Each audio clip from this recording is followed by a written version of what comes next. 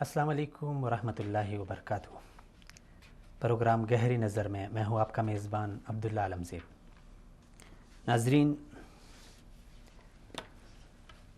سرزمین انبیاء ملک شام 1946 میں آزاد ہو کر اب تک کما حق آزاد نہ ہو سکا۔ اس کی بنیادی وجہ یہ ہے کہ مسلسل انقلابات کی زد میں رہتے ہوئے یہ ملک 1970 میں ایک آدم خور، جو بظاہر تو ایک انسان تھا لیکن در حقیقت وہ ایک درندہ صفت اور انسان کے روپ میں ایک بھیڑیا تھا، جسے حافظ الاسد کے نام سے یاد کیا جاتا ہے۔ 1970 میں جب زمامی حکومت اس کے ہاتھ میں گئی تو اس کے بعد نہ ختم ہونے والے مظالم تھے جو اس سرزمین کے لوگ سہتے چلے آ رہے ہیں، اور آج صورتحال یہ ہے کہ اس کا بیٹا، اس کے جانے کے بعد اس کا بیٹا بشار الاسد اس حکومت پر، اس ملک کے سیاہ و سفید پر قابض ہوا، اور آج جو وہ کچھ کر رہا ہے وہ کسی سے ڈکا چھپا نہیں ہے۔ پوری دنیا دیکھ رہی ہے کہ شام میں کیا ہو رہا ہے۔ وہ سرزمین کہ مکہ اور مدینہ کے بعد اگر کوئی فضیلت اور عظمت والی سرزمین ہے، اگر مسلمان کو رسول خدا صلی اللہ علیہ وسلم نے رہنے کی تلقین کی ہے تو وہ سرزمین انبیاء اور رسول شام کی سرزمین ہے۔ بہت ہی بڑی فضیلت ہے اس سرزمین کی، یہ تو ہم جانیں گے اپنے پروگرام میں، لیکن آج میں مختصراً ذکر کروں۔ آج ہم اپنے پروگرام میں بات کریں گے سرزمین انبیاء ملک شام کی صورتحال، اور اس میں جو تازہ صورتحال حلب کی جاری ہے، جہاں معصوموں کو ذبح کیا جا رہا ہے، بچے نہتے اور معصوم لاشیں ملبوں کے نیچے دبی ہوئی ہے، ماں کی ممتا اپنے جوان بیٹے سے لپٹ کر چیخیں مار رہی ہے، اور مائیں بہنیں بیٹیوں کی عزتیں سریعام لٹی جا رہی ہے، لیکن امت ہے کہ جو محو تماشا ہے۔ جس طرح سینما کے اندر فلم لگی ہوتی ہے اور سب منہ پھاڑ پھاڑ کے اس کی طرف دیکھتے ہیں، آج ہماری بھی وہی صورتحال ہے۔ شاید ہمارے گھر محفوظ ہیں، شاید اس آگ نے ہمیں لپیٹ میں نہیں لیا، شاید ہمارے بچے اپنے گھروں میں خوش ہیں، اسی لیے ہمیں محسوس نہیں ہو رہا کہ ان بچوں کی کیا حالت ہے جو کھلے آسمان تلے زندگی گزار رہے ہیں، ان ماؤں ان بہنوں کی کیا حالت ہے جنہیں درندہ صفت انسان ان کی عزتیں نوچ رہے ہیں، ان ماؤں کی کیا صورتحال ہوگی جن کی ممتا لپٹ کے اپنے بیٹوں کی لاشیں خود ہی دفن کر رہی ہے، اور ان بچوں کی کیا حالت ہوگی جو اپنے بابا کو ملبے کے ڈھیر تلے دیکھ کر چیختے ہیں، چلاتے ہیں، لیکن امت ہے کہ نہ اس میں کوئی صلاح الدین پیدا ہو رہا ہے، نہ محمد بن قاسم بیدار ہو رہا ہے۔ یہ وہی امت ہے کہ جس کو رسول اکرم صلی اللہ علیہ وسلم نے فرمایا تھا کہ یہ امت ایک جسد واحد کی مانند ہے، اگر جسم کے ایک عضو کو، جسم کے ایک حصے کو، جسم کے ایک جوڑ کو ذرا برابر تکلیف ہوتی ہے تو پورا جسم بے آرام ہوتا ہے، اسے تکلیف محسوس ہوتی ہے، اسے درد محسوس ہوتا ہے، اسے نیند نہیں آتی، رات بھر سارا جسم تڑپتا رہتا ہے۔ لیکن آج ہمارا جسم ہم سے کٹ رہا ہے، ہمارا بازو ہم سے کٹ رہا ہے، ہماری ٹانگیں کٹ رہی ہے، ہماری ناک کٹ رہی ہے، ہماری عزتیں ہم سے چھینی جا رہی ہے، ہمارا مال، ہماری جائیدادیں ہم سے چھینی جا رہی ہے، ہماری سرزمینیں ہم سے چھینی جا رہی ہیں، اور ہم ہیں کہ بے حس بنے ہوئے ہیں، ذرا برابر ہمارا ضمیر ہمیں جھنجھوڑتا نہیں ہے، ہمارا ضمیر بیدار نہیں ہوتا۔ بہت ساری باتیں کرنی ہیں ناظرین، دل تو کرتا ہے۔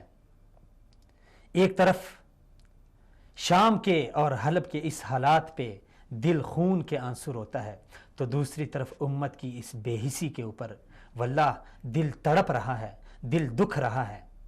لیکن حل کیا ہے اس مسئلے کا؟ زیادہ تر دوستوں کے ساتھ بات ہوتی ہے کہ بھائی حلب کی حالت خراب ہے، عراق میں حالت خراب ہے، فلسطین کشمیر میں بورما میں مسلمان پس رہے ہیں، تڑپ رہے ہیں، تو ہر کوئی کہتا ہے کہ ہم کیا کر سکتے ہیں۔ آج اس صورتحال کو بھی ہم بیان کریں گے اور اس معاشرے کے اس سوال کا بھی جواب دیں گے کہ ہم کیا کر سکتے ہیں۔ اس حوالے سے بات کرنے کے لیے میرے ساتھ اسٹوڈیو میں تشریف فرما ہے میرے معزز مہمان جناب عبداللہ بن عبدالرزاق صاحب، جو کہ بنگلہ دیش سے ان کا تعلق ہیں، مذہبی سکالر ہیں اور میرے ساتھ آج اس حوالے سے گفتگو کریں گے۔ میں عبداللہ بھائی آپ کو خوش آمدید کہتا ہوں، بہت نوازش آپ تشریف لائے۔ ناظرین اسی طرح پروگرام میں ہمارا ساتھ دیں گے فون کال پہ سینئر تجزیہ نگار جناب فاروق درویش صاحب، اور اسی طرح ہمارے ساتھ فون کال پہ ہوں گے جناب ڈاکٹر شکیل احمد صاحب کویت یونیورسٹی سے، وہ ہمارا ساتھ دیں گے، اور اسی طرح ہمارے ساتھ فون کال پہ مہمان ہوں گے مذہبی سکالر جناب عبدالقدوس محمدی صاحب، اور اسی طرح نوجوان تجزیہ نگار جناب جہان زیب منہاج صاحب بھی ہمارے ساتھ ہوں گے۔ تو میں تمام مہمانان گرامی کو دل کی عطا گہرائیوں سے خوش آمدید کہتا ہوں۔ سب سے پہلے میں آتا ہوں اپنے مہمان جناب عبداللہ صاحب کی طرف۔ عبداللہ صاحب، میں نے تھوڑی سی باتیں کر دی، لیکن جو بات میں آپ سے پوچھنا چاہتا ہوں کہ میں نے شاید یہ بات ٹھیک کر دی یا غلط تھی، آپ اس کی اصلاح آپ ہی کریں گے کہ مکہ اور مدینہ کے بعد رسول اکرم صلی اللہ علیہ وسلم نے اس سرزمین کو، یعنی اس کو بہت فضیلت دی ہے اور اس کو بہت عظمت دی ہے، تو یا میری بات ٹھیک ہے؟ اگر ٹھیک ہے تو اس کی مزید وضاحت کریں، اگر ٹھیک نہیں ہے تو اصلاح کریں۔ جی جزاک اللہ خیر۔ اولاً تو حلب کی صورت حالت پر صرف ایک ہی واقعہ بتانا کافی ہے کہ حلب میں تازہ صورتحال ہے۔ حلب میں اپنے باپ علماء سے یہ فتویٰ پوچھ رہے ہیں کہ کیا ہم اپنی بیٹی اور بیوی کو اپنے ہاتھ سے قتل کر سکتے ہیں، اس سے پہلے کہ وہ بشار الاسد کے فوجیوں کے ہاتھ میں جنسی استحصال کا شکار ہو۔ اللہ اکبر، یہ فتویٰ پوچھا جا رہا ہے، اور بہت سے علماء نے اپنے ٹویٹر پہ اور فیس بک پہ لکھا ہے کہ ہم سے پوچھا جا رہا ہے کہ کیا ہم اپنے بیوی کو اور بچی کو اپنے ہاتھ سے قتل کر سکتے ہیں۔ بس یہی ایک واقعہ کافی ہے کہ حلب میں کیا چل رہا ہے، اللہ المستعان۔ دوسری بات آپ نے جو بولا کہ شام کا فضائل، شام کی فضائل کیا ہے، تو پہلے تو میں یہ واضح کرنا چاہتا ہوں کہ شام سے کیا مراد لیا جاتا ہے۔ آج کے زمانے میں ہم شام سے مراد لیتے ہیں جو سیریا کے نام سے جانے جاتے ہیں، لیکن رسول اللہ صلی اللہ علیہ وسلم میں حدیث میں جتنی شام کے متعلق جو احادیث ہیں، اس سے شام سے مراد صرف یہ شام نہیں ہے، بلکہ فلسطین، لبنان، اردن جو اس کا آس پاس کا ایریا ہے، جس کو برٹش ممالک نے آج سے ٹکڑے کر دیے ہیں، تو یہ سب کے سب شام میں شامل ہے۔ تو آپ نے جو بولا مکہ اور مدینہ کے بعد، ہم جانتے ہیں کہ قدس اور بیت الاقصی، مسجد نبوی اور بیت اللہ کے بعد سب سے ہمارے نزدیک اہم کوئی مسجد اور مکان ہے تو بیت الاقصی ہے، اور یہ شام میں ہے۔ اچھا، بقول تاریخ جو شام سے جو مراد لیا جاتا ہے۔ اب شام کے متعلق، شام کے نام لے کر رسول اللہ صلی اللہ علیہ وسلم نے جو فضائل بیان کیے ہیں، اس میں سے تو صرف 4 حدیث بیان کرنا کافی ہیں۔ فضائل تو بہت سارے ہیں شام کے، اس سرزمین کے لیے۔ تو رسول اللہ صلی اللہ علیہ وسلم نے بولے کہ اللہم بارک لنا فی شامنا، اللہم بارک لنا فی یمننا، اور 3 مرتبہ انہوں نے دعا کیا کہ اللہ ہمارے شام میں برکت عطا فرما۔ یہ صحیح بخاری کی حدیث ہے، مشکت 6262 نمبر حدیث ہے، صحیح بخاری کی حدیث ہے۔ اسی طرح رسول اللہ صلی اللہ علیہ وسلم نے کہا کہ فرمایا، مسند احمد کی حدیث ہے، الا ان الایمان اذا وقعت الفتن بالشام، جب دنیا فتنہ میں ملوث ہو جائے اور تمہیں کہیں ایمان نہ ملے تو یقین جانو کہ شام میں ایمان موجود ہے۔ اللہ اکبر۔ اور وہ جو مشہور حدیث ہے جو ناصر الدین البانی رحمہ اللہ اپنے سلسلہ صحیحہ میں 270 نمبر حدیث ہے کہ لا تزال طائفة من امتی ظاہرین علی الحق، میرے امت میں ایک گروہ قیامت تک حق پر قائم رہے گا۔ تو بہت سے علماء نے اس حدیث کی شروعات میں کہا ہے کہ یہ طائفہ شام میں رہیں گے، یعنی یہ گروہ جو حق پر رہے گا، حق پر قائم رہے گا قیامت تک، یہ شام میں رہیں گے۔ طائفہ منصورہ، طائف ظاہرین علی الحق الی یوم القیامہ، قیامت تک یہ شام میں ہوں گے۔ اسی طرح رسول اللہ صلی اللہ علیہ وسلم نے سب سے بڑی بات شام کے متعلق جو فرمایا ہے، یہ سلسلہ صحیح آپ کو ملیں گے 403 نمبر حدیث، کہ اذا فسد اہل الشام فلا خیر فیکم، جب شام میں فتنہ برپا ہو جائے گا، شام میں فساد برپا ہو جائے گا، فلا خیر فیکم، تو امت تم یہ جان لو کہ تمہارے درمیان کوئی خیر و خیریت نہیں ہے۔ اللہ اکبر، یعنی امت کی خیر و خیریت کے مدار جو ہے شام کی صلاح اور شام کی حالت پر ہے، ہم شام کے امن پہ ہیں، کہ شام جب تک صحیح ہے تب تک جانو کہ امت میں خیر و خیریت ہے، اور شام میں جب فساد اور فتنہ برپا ہو گیا تو یہ جان لو کہ امت میں خیر و خیریت نہیں ہے۔ تو اس کو ہم فتنہ کہیں گے یا نہیں؟ ضرور فتنہ کہیں گے۔ تو اس کا مطلب ہے امت میں ابھی خیر، رسول صلی اللہ علیہ وسلم کے حدیث سے یہی ظاہری مطلب سمجھ میں آ رہا ہے کہ ہمیں یہ سمجھنا چاہیے کہ شام کی اہمیت کیا ہے اسلام میں۔ شام میں ابھی جو فساد ہے، ہمیں چاہیے کہ اگر ہم اپنے اندر خیر و خیریت کی بقا چاہتے ہیں تو اس کو صحیح کریں، اس کی اصلاح کریں۔ اچھا، تو اور آخری حدیث جو میں پڑھنا چاہتا ہوں شام کے متعلق، رسول صلی اللہ علیہ وسلم نے بولے، صحیح حدیث ہے مسند احمد کی مشکات 6264، کہ طوبی للشام، شام کے لیے خوشخبری ہے۔ کیوں؟ صحابہ نے پوچھے کہ لما ذالک یا رسول اللہ؟ قال ان ملائکۃ الرحمن باسطۃ اجنحتها علیہا، رحمان کے ملائکہ فرشتوں جو ہے شام کے اوپر اپنا پر بچھائے ہوئے ہیں۔ تو یہ بہت بڑی بات ہے شام کے لیے، اور یہ 5 احادیث کافی ہیں کہ شام کی اہمیت کیا ہے۔ اور اس کے ساتھ اور کچھ بات میں کہنا چاہتا ہوں شام کے متعلق، کہ ہم جانتے ہیں کہ امیہ خلافت جو ہے اس کا عاصمہ جو راجدھانی جو تھا، دارالخلافہ جو تھا، یہ شام میں تھا، دمشق۔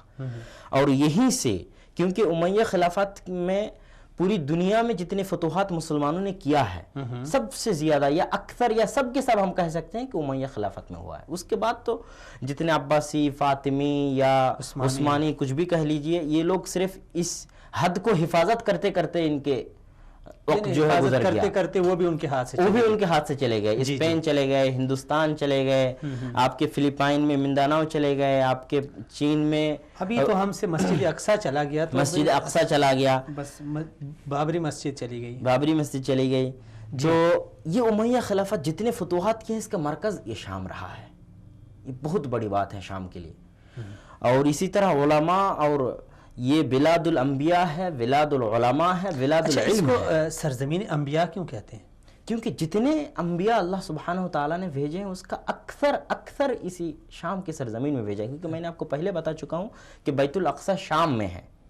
آج ہم اس کا نام فلسطین دیتے ہیں، لیکن حقیقتاً کس میں ہے؟ شام میں ہے۔ اور ہم جانتے ہیں کہ ہمارے نبی ابراہیم علیہ السلام اور جتنے انبیاء آئے ہیں، سب کے سام اسی شام میں بھیجے گئے ہیں۔ اس لیے شام ایک بابرکت بلاد الانبیاء ہے۔ اور بلاد العلماء اس لیے کہے جاتے ہیں، جیسے ابن تیمیہ جیسی شخصیت سوچا بھی نہیں جا سکتا ہے کہ کتنی اونچی شخصیت ہے ابن تیمیہ کی۔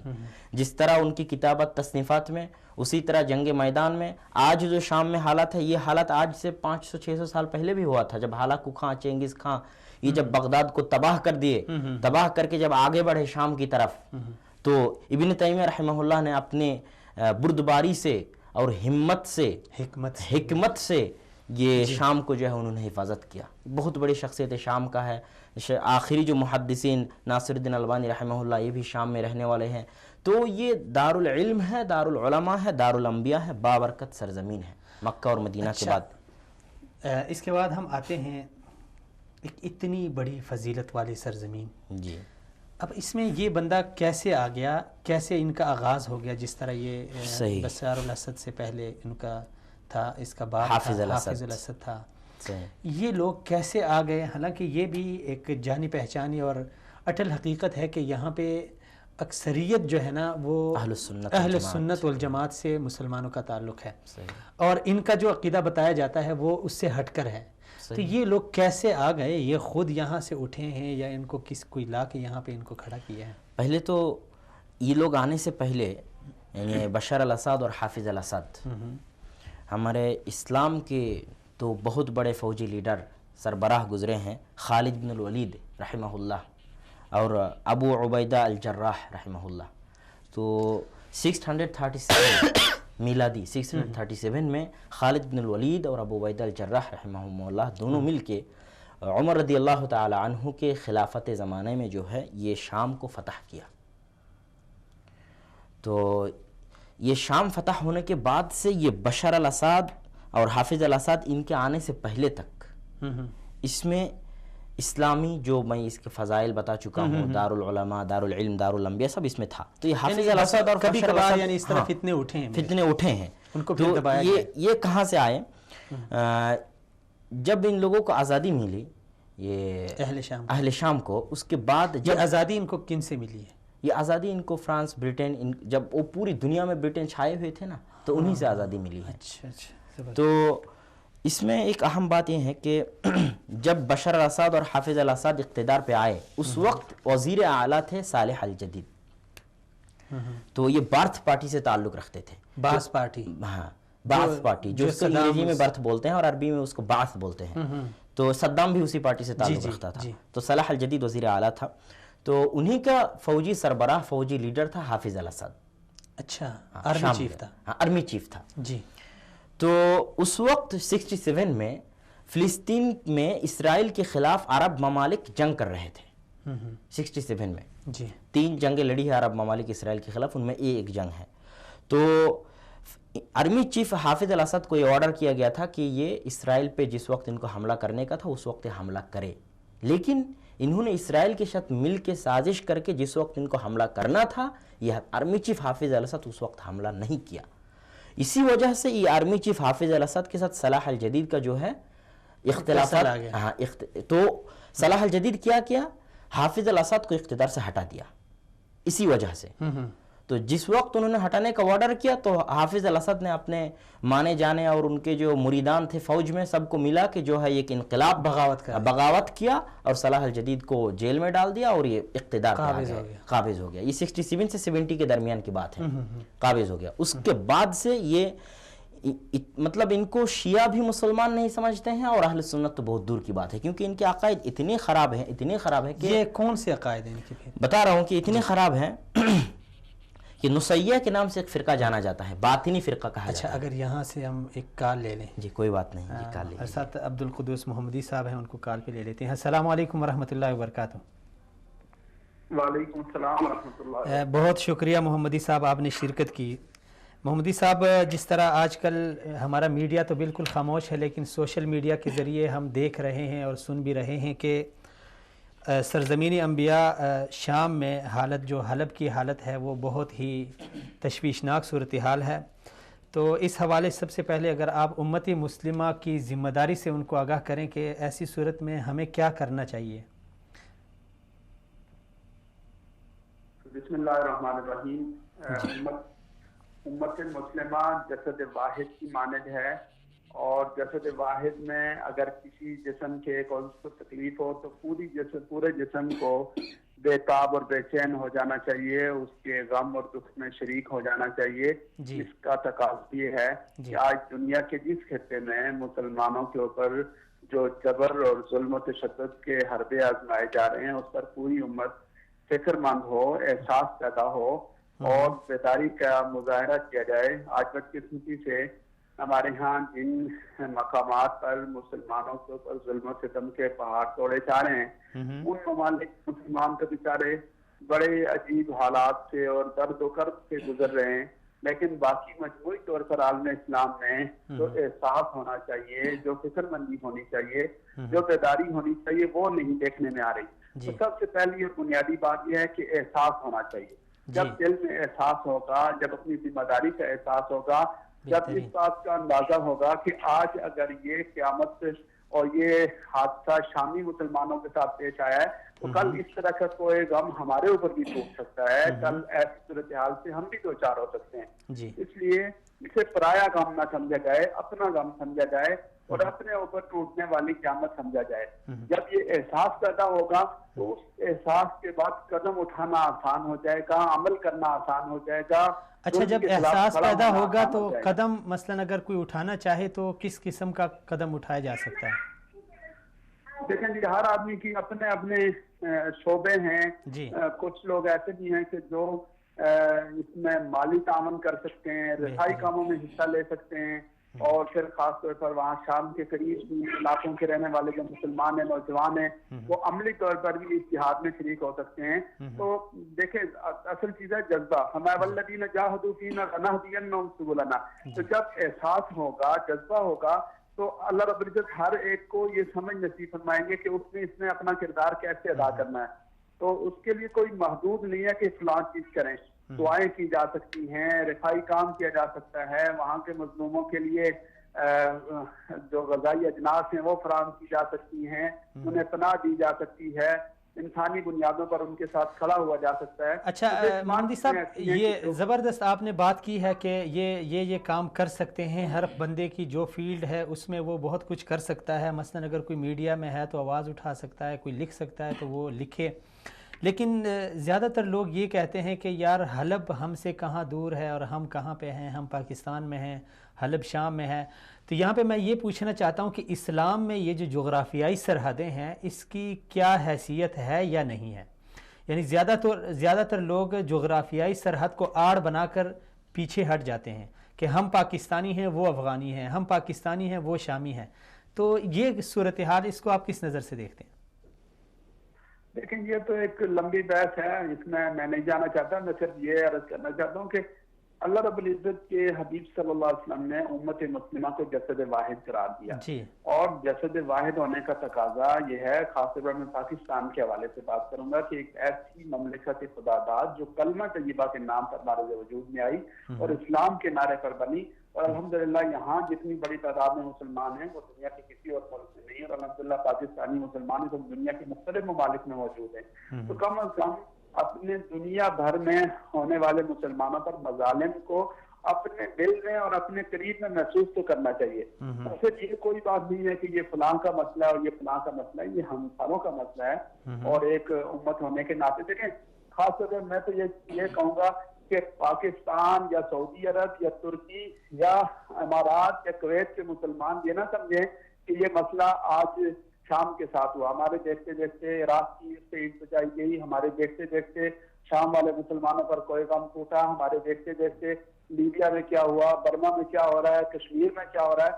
تو ہم یہ نہ سمجھیں کہ ہم اسی طرح پرسکون رہیں گے، ہمیں کسی جگہ کھڑے ہو کر پوری امت کو باندھنا چاہیے، اور یہ باندھ اگر شام میں باندھا جا سکتا ہے، اگر عراق میں باندھا جا سکتا ہے، جیسے آپ دیکھیں کہ ہمارے اس خطے میں افغانستان کے مجاہدین نے روسی ریچ کو روکا، واپس دھکیلا، تو اللہ نے کیا پاکستان محفوظ رہا۔ تو آج جو یہ بلکہ یہ بھی میں یہاں پر وضاحت کر دوں کہ یہ ظالموں اور مظلوموں کا مارکا ہے۔ بس بعض لوگ کہتے ہیں یہ فرقہ واریت ہے، یہ کیسی فرقہ واریت ہے، یہ تو ظلم کی جنگ ہے، اور ظلم ایران کی شکل میں ہو، وہ روس کی شکل میں ہو، جس شکل میں بھی ہو، اس کو وہیں پر روکنا چاہیے اور پوری امت کو اس کے مقابلے میں اٹھ کھڑا ہونا چاہیے۔ اور اگر ہم اس کو بریک لگانے میں کامیاب نہیں ہوں گے تو یہ جو ایک سرکش قسم کا ظلم کا دندناتا ہوا ریچھ ہے، یہ ریچھ تو کل سارے اسلامی ممالک کو رون ڈالے گا۔ جی، یعنی آپ یہ سمجھتے ہیں کہ یہ لہر آج اگر شام میں ہے تو کل یہ ہمارے پاس بھی پہنچ سکتی ہے؟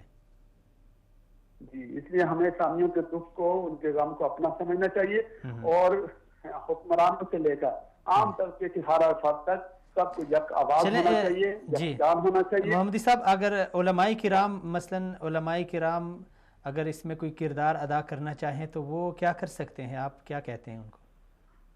دیکھیں علماء کرام کے پاس سب سے مؤثر طاقت تو میں سمجھتا ہوں کہ حکمرانوں سے بھی زیادہ علماء کرام کے پاس ہے۔ ان کے پاس منبر ہے، محراب ہے، لوگوں کا اعتماد ہے، لوگ علماء کرام کی بات پر جانیں نچھاور کرتے ہیں، اپنے مال کی قربانی دیتے ہیں، ہمت کرتے ہیں۔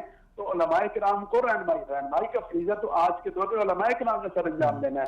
تو جب علماء کرام یہ نہیں بتائیں گے لوگوں کو کہ ظلم کے خلاف جدوجہد کرنا ان کے اس کے حوالے سے کتنی ذمہ داری عائد ہوتی ہے، اور مظلوموں کی حمایت، نصرت، مدد، یہ ان کا اس دور میں لازمی تقاضا اور فریضہ ہے۔ تو لوگوں کو تو خود، یا آج کے دور کے جو حکمران ہیں کہ جو مفادات کے اسیر ہو گئے، ہم ان سے کسی خیر کی توقع رکھیں گے؟ تو میں تو یہ سمجھتا ہوں کہ علماء کرام پر سب سے زیادہ ذمہ داری عائد ہوتی ہے کہ وہ اس حوالے سے اپنی ذمہ داریوں کا احساس کریں، اور اپنی جو اللہ نے انہیں دینی اور سماجی اور معاشرتی حیثیت دی ہے اسے بروئے پر لاتے ہوئے اس حوالے سے اپنا کردار ادا کریں۔ چلیں جی، بہت شکریہ، آپ نے شرکت کی، سلامت رہیں۔ جی عبداللہ بھائی، آپ بات کر رہے تھے. جی بات کر رہا تھا ان لوگوں کے عقائد کے اوپر. جی تو ان لوگوں کے عقائد، ان کو شیعہ لوگ بھی مسلمان تسلیم نہیں کرتے ہیں، اور اہل سنت تو بہت دور کی بات ہے. اس کی سب سے بڑی وجہ یہ ہے کہ ان کا نصیریہ کا دوسرا نام ہے علاوی. یہ نصیری ہے، یہ بشار یہ نصیری ہے، دوسرا نام ہے علاوی. علوی. تو یہ علاوی نام علی رضی اللہ تعالیٰ عنہ سے آیا ہے، کیونکہ یہ لوگ دنیا کا خدا جو ہے علی رضی اللہ تعالیٰ عنہ کو مانتے ہیں، والعیاذ باللہ. اور جس طرح کرسچن وغیرہ عیسیٰ علیہ السلام، اللہ، روح تینوں ملا کے تثلیث کے قائل ہیں، اسی طرح یہ لوگ بھی اللہ، علی رضی اللہ تعالیٰ عنہ اس طرح کی تثلیث کے قائل ہیں. تو یہ سب سے گھٹیا ان لوگوں کی عقیدہ ہے. اور ایک عقیدہ یہ ہے کہ تناسخ الارواح، جو ہندوؤں کا عقیدہ ہے کہ کوئی آخرت وغیرہ نہیں ہے، بلکہ اس جنم میں اگر ہم نے کوئی نیکی کا کام کیا تو دوسرے جنم میں کسی اچھے گھرانے میں یا کسی اچھے شخصیت کے طور پر ہم پیدا ہوں گے، اور اگر کوئی برا کام کیا تو اس کا نتیجہ ہمیں جنم ہی میں ملتا رہے گا، کسی دوسرے جنم میں کتے کی شکل میں یا بلی کی شکل میں، اس طرح کی شکل میں پیدا ہوں گی. یہ جو تناسخ الارواح جو ہے، روح جو ہے نا وہ بدلتی رہتی ہے، کوئی آخرت نہیں ہے، کوئی قیامت نہیں ہے. یہ عقیدہ ہندوؤں کا ہے، اور یہ لوگ یہ عقیدہ رکھتے ہیں. اور یہ سب آپ کو ملیں گے دکتر ابن علی العوجی کی کتاب ہے نصیری کے اوپر، اس میں انہوں نے اچھی طرح سے تفصیلاً بحث کیے ہیں. اسی طرح خمر جو ہے یہ متفقاً حرام ہے، شراب جی یہ شرعاً متفقاً حرام ہے علماء کے نزدیک، لیکن ان لوگوں کے نزدیک حلال ہے. تو اسی طرح جو ہے یہ اور ایک چیز ان لوگوں میں خرابی یہ ہے کہ یہ مانتے ہیں کہ رسول اللہ صلی اللہ علیہ وسلم کے 5 صحابی ہیں جو سب سے اعلیٰ اور افضل ہیں، جن میں مقداد رضی اللہ تعالیٰ عنہ ہیں، ابو ذر الغفاری ہیں، عبداللہ بن رواحہ الانصاری ہیں. تو انہی 5 صحابہ پوری دنیا کو چلاتے ہیں ابھی تک. مطلب اتنا گھٹیا اور اتنا بدترین ان لوگوں کا عقیدہ ہے کہ شیعہ لوگ بھی ان لوگوں کو مسلمان تسلیم نہیں کرتا ہے. تو متفقاً یہ لوگ مسلمان نہیں ہیں. تو یہ ان کے عقائد ہو گیا، اور ان کے مظالم مسلمانوں کے اوپر. اچھا، یہ عقائد کیسے ہیں؟ عقائد کو میرے خیال میں آپ نے ڈیٹیل سے بیان کر دیا، لیکن یہ بشار الاسد جو حافظ الاسد ہے یہ آیا، اس کے بعد اس کا بیٹا آ گیا. جی ان کا بیٹا آیا سن 2000. پہلے میں نے عرض کیا کہ یہ جو سرزمین ہے یہاں پہ اہل سنت کی وہ ہے، لیکن اس نے بغاوت کر دی. جی اچھا، اب بغاوت تو اس نے کر دی ہے، فوج میں اس نے وہ وزیر اعظم جو تھا یا جو وزیر اعلیٰ تھا اس کو ہٹا دیا. تو اس کے ساتھ عوام نے بھی ساتھ دیا یا فوجی ایک زبردستی آ کے اس نے ایک قبضہ جمایا؟ آپ جانتے ہوں گے کہ شام کے مسلمان میں سے 90% اہل سنت والجماعت ہیں. تو یہ تو مستحیل ہے کہ اہل سنت والجماعت ان کو مدد کریں گے یا ان کے سپورٹ میں رہیں گے. یعنی یہ زبردستی آ کے، یہ زبردستی، اور آج تک زبردستی سے یہ اپنے اقتدار کو سنبھالے ہوئے ہیں، اپنے قوت کے ذریعے، اسلحہ کے ذریعے اور قتل عام کے ذریعے. یہ اقتدار میں آتے حافظ الاسد سن 2000 تک رہے ہیں، اور انہوں نے سن 1982 میں شام کا ایک شہر حما ہے، اس میں 27 دن تک مسلمانوں کا قتل عام کیا. 27 دن تک. اسی طرح جو قتل عام ابھی چل رہا ہے اس طرح کا قتل عام. اور یہ مسلمانوں سے غداری کرتا رہا ہے اور اسرائیل کے ساتھ اپنا تعلقات بڑھاتا چلا گیا. اور سن 2000 میں جب حافظ الاسد چلا گیا تو ان کے بیٹا بشار الاسد آیا. اور سن 2011 یا 12 سے جب آپ کا یمن میں، لیبیا میں، مصر میں حکومتوں کے خلاف ایک بغاوت کا ایک سلسلہ شروع ہو گیا، ایک ہوا چلے پوری عرب ممالک یعنی میں، وہ ایک انقلاب کے یہ تھی. تو اس کا اثر بھی جو ہے وہ شام میں بھی پڑا، کیونکہ شام کے مسلمان 30-40 سال سے آپ کا مظالم سہتے آ رہے تھے. تو ان کو موقع ملا تو انہوں نے اس کا اظہار کرنا شروع کیا.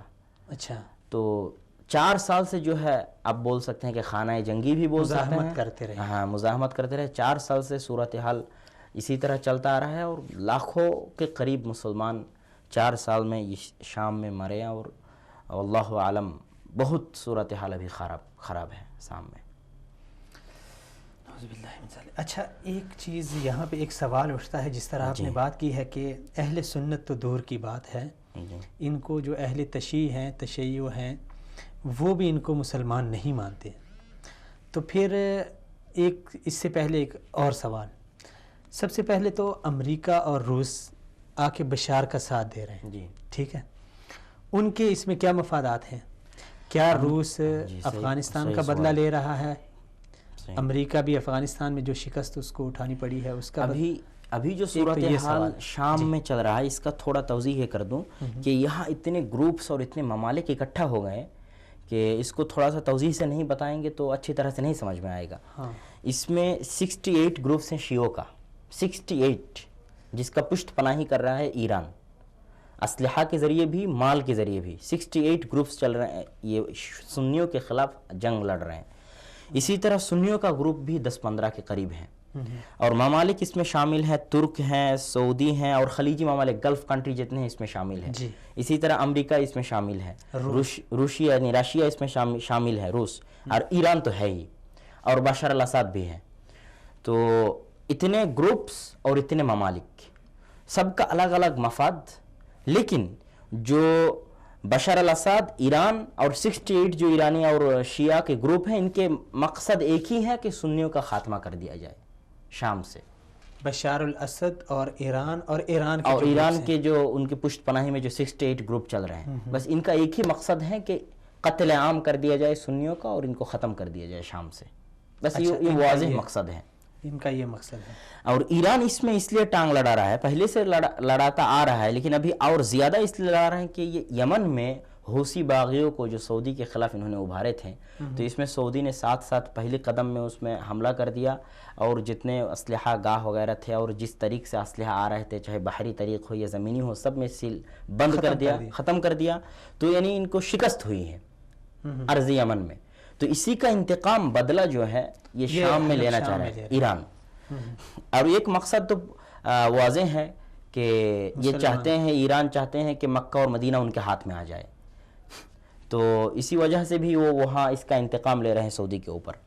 اور ترک اس میں اس لیے شامل ہیں کہ آپ جانتے ہوں گے کہ شام کا جو بارڈر ہے اس کا اکثر بارڈر یا تو عراق کے ساتھ اور ترک کے ساتھ، اس لیے جو آپ کا پڑوسی ملک ہوگا اس کا اثر آپ پہ ضرور پڑے گا.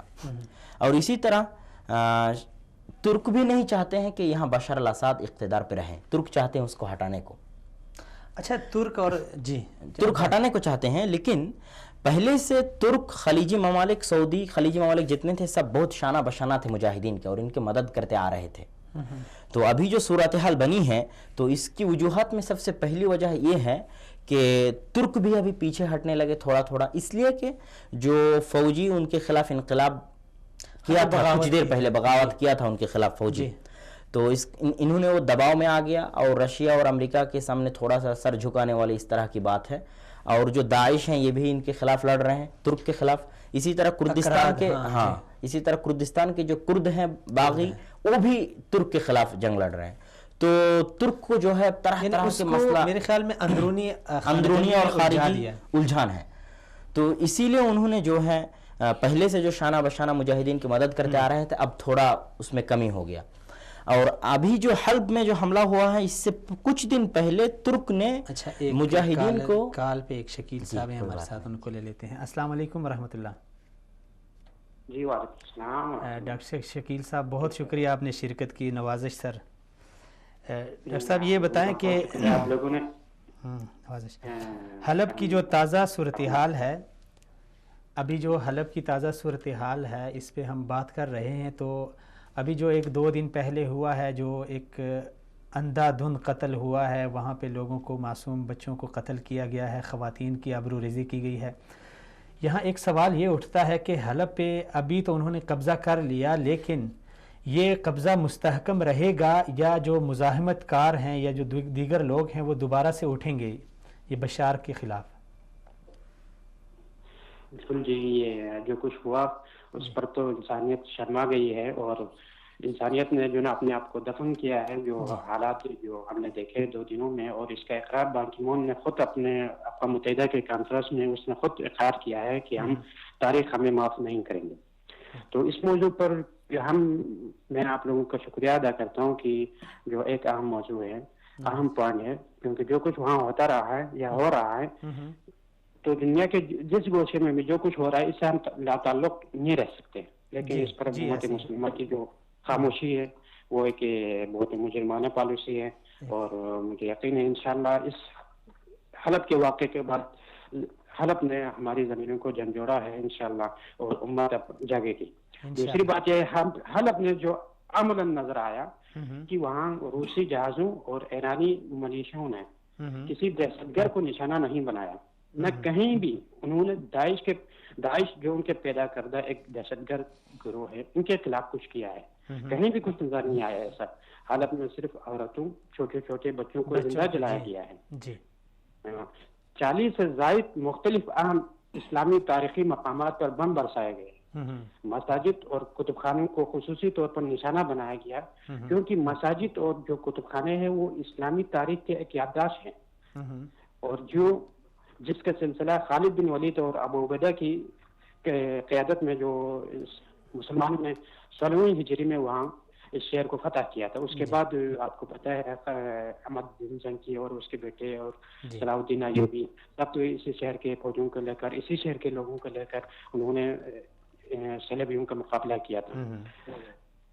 لیکن جو حالت کے ساتھ جو کچھ ہو رہا ہے یہ کوئی نئی بات نہیں ہے. حالت کے ساتھ ابھی جو حالیہ صورتحال ہے آپ کیا سمجھتے ہیں کہ جس طرح آپ نے کہا کہ انشاءاللہ یہ جو واقعہ ہے یہ ایک امت کے لیے، ایک امت کو جھنجھوڑنے کے لیے اللہ رب العزت نے اس طرح ایک جھلک ہمیں دکھائی ہے، تو میرا جو سوال تھا وہ یہ تھا کہ ابھی یہ جو بشار یہاں پہ مستحکم ہوگا یا یہاں پہ دوبارہ سے مزاحمت کار اور جو مجاہدین ہیں وہ دوبارہ سے اس کو پسپا کریں گے؟ آپ دیکھیں نا، اب تھوڑا وہاں کے جو رافعی حدود ہے اس کو تھوڑا دیکھیں تو جو جہاں پہ مزاحمت کاروں کے ابھی تک ان کی جو زیر قبضہ زیر تسلط مکمل کنٹرول جو علاقے وہ حلب سے 150 کلومیٹر کے فاصلے پر ہے. 150 کلومیٹر کا فاصلہ اتنا بڑا فاصلہ نہیں ہے. جی جی ٹھیک ہے. اور دوسری بات یہ ہے کہ ایک جو کل پل پہ جو واقعہ ہوا جہاں پہ 20 فوجیوں کو مارے گئے بشار کے اور روسی ایرانی ملیشیا جو 20 کے قریب مارے گئے ہیں رات کو. اور اسی کے علاوہ ایک اہم پوائنٹ جو میں آپ کو کہنا چاہتا ہوں وہ یہ ہے کہ وہاں عملاً بشار کی حکومت نہیں ہے، وہاں روس کی حکومت ہے. بشار تو صرف ایک جو کرسی پہ اس کو بٹھا کے اس کے نام پر جو کچھ ہو رہا ہے. اور آپ خود روسی ترکی کے وزیر خارجہ عابد کانفرنس کر رہے تھے، وہ کہہ رہے تھے کہ جو اتفاق ہوا، جو معاہدہ ہوا روس اور مزاحمت کاروں کے درمیان ہوا ہے، اس میں بشار کا کوئی عمل دخل نہیں ہے. تو بشار عملی طور پر کھو چکا ہے اپنی حکومت.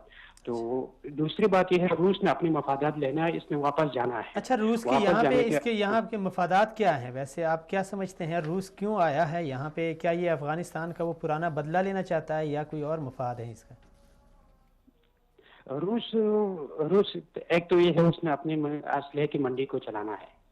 اچھا. وہ جب تک اس کو اپنے اسلحہ چلتے رہے گا اور جب تک اس کے تیل کے حوالے سے جو اقتصادی طور پر نئی تجربہ پہنچا ہے اوپیک کے حوالے سے جو مشرق وسطی کے اکثر ممالک جس کا کنٹرول رہا ہے اس پہ، تو وہ عراق اور جو سیریا میں جو تیل کی کنواں ہے اور تیل کی جو آمدنی ہے اس کے پر قبضہ جمانے کے لیے یہاں جو کچھ گیم کھیل رہا ہے وہ اپنے مقاصد کو پورا کریں گے، کرتے وہ چلا جائیں گے. مقاصد تو وہ پورا کر لے گا ڈاکٹر صاحب، لیکن آپ جس طرح امت مسلمہ ایک خاموش تماشائی بنی ہے اور خاص کر ہمارا میڈیا کچھ بھی نہیں دکھا رہا، یہ تو شکر ہے کہ سوشل میڈیا لوگوں کے ہاتھ میں ہے تو اس کے ذریعے امت کے اندر تھوڑا سا شعور پیدا ہوا ہے. لیکن یہ جو اقوام متحدہ ہے اور OIC ہے، اس طرح بڑی بڑی تنظیمیں ہیں، ان کا کردار آپ کس نظر سے دیکھتے ہیں کہ ان کا بھی کوئی کردار ہے یا نہیں اس میں؟ یہ اقوام متحدہ کو پکارنا یا OIC کو پکارنا جیسے کسی مردے کو پکارنے کی مترادف ہے، لیکن ان کی کردار سب کے سامنے ہے. لیکن ایک خصوصی طور پر جو میں کہنا چاہتا ہوں پاکستان کے حوالے سے، پاکستان میں جو قصور ہے میڈیا، کیونکہ یہاں کی خبریں جو مشرق وسطی ہو یا خلیج کی ہو، یہاں کی جو خبر ہوتی ہے، یہاں کا جو رپورٹ ہوتی ہے، وہ ہماری میڈیا کے جو سورس ہوتے ہیں وہ یہاں کا نہیں ہوتے، وہ یورپ کو ہوتے ہیں.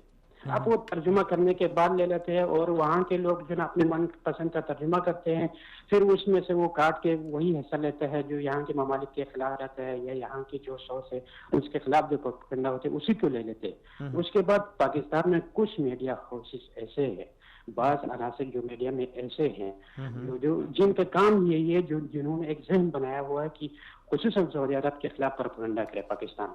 اور نہیں، سعودی عرب کے خلاف تو چلیں وہ شاید کرتے ہوں گے، لیکن جو گلف کنٹریز ہے ان تمام کے حوالے سے مثلا اگر پاکستان میں آپ کسی کو کہیں کہ یار شام میں یہ ہو رہا ہے، عراق میں یہ ہو رہا ہے، یمن میں یہ ہو رہا ہے، تو وہ کہتے ہیں کہ یار وہ عرب ہیں، عرب جانے اور ان کا کام جانے.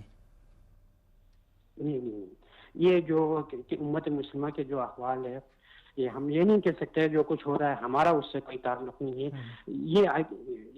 یہ نہیں ہو سکتا ہے. دوسری بات یہ ہے، یہ آپ چھوڑے مثال کے اوپر آپ یہ کہے بھائی یہ فرقہ واریت فلان فلان، اس سے ہٹ کر آپ انسانیت کے لیے کچھ آواز نہیں اٹھائیں گے.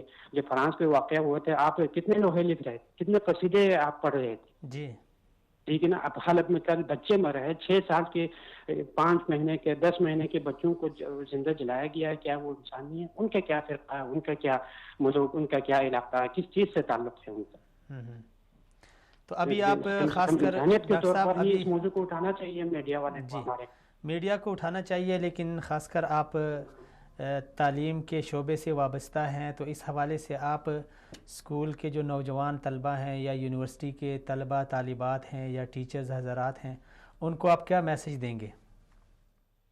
ان سے یہی ریکویسٹ کروں گا بھائی، اس واقعے کو آپ صرف اور صرف فرقہ واریت کی نظر سے مت دیکھیں، اور اس کو آپ ایک انسانیت کے نقطۂ نظر سے دیکھیں. وہاں جو مرنے والے بچے ہیں، عورتیں ہیں، آپ ان کی درد کو سمجھیں، ان کو دیکھیں. اسلام کی تاریخ کو میڈیا میٹ کیا جا رہا ہے، مساجد کی بے حرمتی ہو رہا ہے، قرآن مجید کے نسخوں کی بے حرمتی ہو رہی ہے، مدارس کو جلائے جا رہے ہیں. آپ کم سے کم اس حوالے سے تو اس ایشو کو اٹھائے اور لوگوں تک پہنچائے، اور جو ظلم ہو رہا ہے اس پر آپ خاموش مت بیٹھے. اور ہمارے کہنے کا مطلب یہ نہیں ہے کہ ہم کوئی ایسے بات کریں جس سے پاکستان کی سلامتی یا پاکستان میں کوئی فساد پھوٹے. ہم ان چیزوں کے بالکل مخالف ہیں. ہم کہتے ہیں کہ ہمیں دلائل کے ساتھ اپنے نقطہ نظر کو لوگوں تک پہنچانا چاہیے. جو اصل حقائق ہے آپ حقائق کو بیان کریں بس. چلیں جی ڈاکٹر صاحب، بہت شکریہ، بہت شکریہ آپ نے شرکت کی. جی الحمدللہ، آپ اپنی بات جاری رکھیں. جی میں صورتحال بتا رہا تھا کہ شام میں جتنے گروپس اور ممالک سب کے کیا مقاصد ہیں اور کیا صورتحال ہے، اور ابھی جو صورتحال بنی اس کی وجوہات کیا ہے. تو ترک کی بات چل رہی تھی، تو جو ترک کے ماتحت جو مجاہدین تھے ان کی پشت پناہی میں، تو وہ حلب میں انحصار تھا بشار الاسد کی طرف سے، تو اس کو فتح کرنے کے لیے تیار ہو گیا تھا اور جا رہا تھا. تو جب داعش کی طرف سے اور کردیوں کی طرف سے ترک کو خطرہ لاحق ہوا، تو انہوں نے وہاں سے مجاہدین کو بلا کے اپنے بارڈر پہ، کیونکہ آپ جانتے ہیں کہ حلب سے صرف 35 کلومیٹر کی دوری پر ترک ہے، بہت ہی قریب ہے. ان کے بیچ میں یہ کرد لوگ بھی ہیں نا؟ جی کرد لوگ بھی ہیں، کردستان کا علاقہ ہے. جب مجاہدین کو بلا لیے ترک اپنے بارڈر پہ داعش کے خلاف اور کرد کے خلاف، تو اسی وقت موقع سمجھ کے جو ہے بشار الاسد نے حلب پہ حملہ بول دیا. اور 4 سال سے محفوظ صرف حلب ہی تھا، حلب صرف یعنی محفوظ تھا، یعنی اہل السنت والجماعت کا گڑھ تھا. مجاہدین یہاں اچھی طرح سے رہ رہے تھے اور یہ سوچا بھی نہیں جا سکتا تھا کہ سقوط حلب ہوگا، لیکن ہو گیا. اب ترک کے بعد ایران ہو گیا، ترک ہو گیا. اب خلیجی ممالک جو ہے یہاں 2-3 غلطی کی ہیں. پہلی غلطی تو یہ ہے کہ شروع میں جب یہ لوگ مدد کر رہے تھے تو سنیوں کا گروپس تھا الگ الگ، 10-15 کے قریب گروپ ہیں. تو ترک نے ایک گروپ کو مدد کیا، سعودی نے دوسرے گروپ کو مدد کیا، عرب ایمریٹس قطر نے دوسرے گروپ کو مدد کیا، امریکہ نے کسی چوتھے گروپ کو مدد کیا. تو اس طرح گروپ میں بانٹ کے ان لوگوں نے مدد کیا. ایک متحدہ پارٹی بنا کے، ایک متحدہ فوجی بنا کے یہ مدد کرنا چاہیے تھا، لیکن یہ نہیں کیا. بیچ میں آج سے 1-2 سال پہلے یہ بات شروع ہوئی تھی کہ ایک متحدہ فوجی بنایا جائے، جو انقلابین ہیں، منقلبین ہیں اور جو مجاہدین ہیں ان کا، لیکن امریکہ نے اس کو رد کر دیا، نہیں ہونے دیا. تو یہ ایک سب سے بڑی، اس سے کوئی خطرہ تھا؟ ہاں اس سے تو ضرور خطرہ تھا ان کو، وہ بھی آئے گا انشاءاللہ جب امریکہ کے مقاصد بتائیں گے. تو یہ بہت بڑی وجہ ہے ابھی اس صورتحال بننے کی. تیسری وجہ یہ ہے کہ جب یہ لوگ مدد کیے تھے، امریکہ بھی جب مدد کر رہے تھے فری سیرین آرمی کو اور دوسرے گروپ کو، تو طیارے کو مار گرانے والا کوئی اسلحہ ان کو نہیں دیا، اور آج بھی ان کے پاس اس طرح کا کوئی اسلحہ نہیں ہے. تو کیا مدد کس طرح کی انہوں نے؟ بس یہ ایک ڈھونگ، صرف بندوقیں دیتے رہے؟ بس ایک ڈھونگ تھا مدد کا. تو وہ بھی امریکہ کے مقاصد بھی بتا رہا ہوں. تو یہ خلیجی ممالک نے یہ 2-3 غلطیاں کی ہیں، اور یہ جو سنی یہاں رہ رہے ہیں ہمارے مجاہدین حضرات، یہ بھی اپنے درمیان کا جو اختلافات تھا یہ ختم نہیں کر پائے.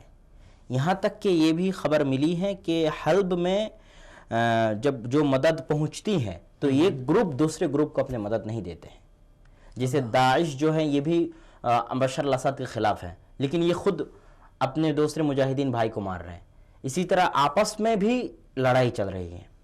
تو یہ بھی ایک بہت بڑی وجہ ہے، اتفاق کی فضا نہیں ہے. یہ بھی بہت دکھ کی بات ہے.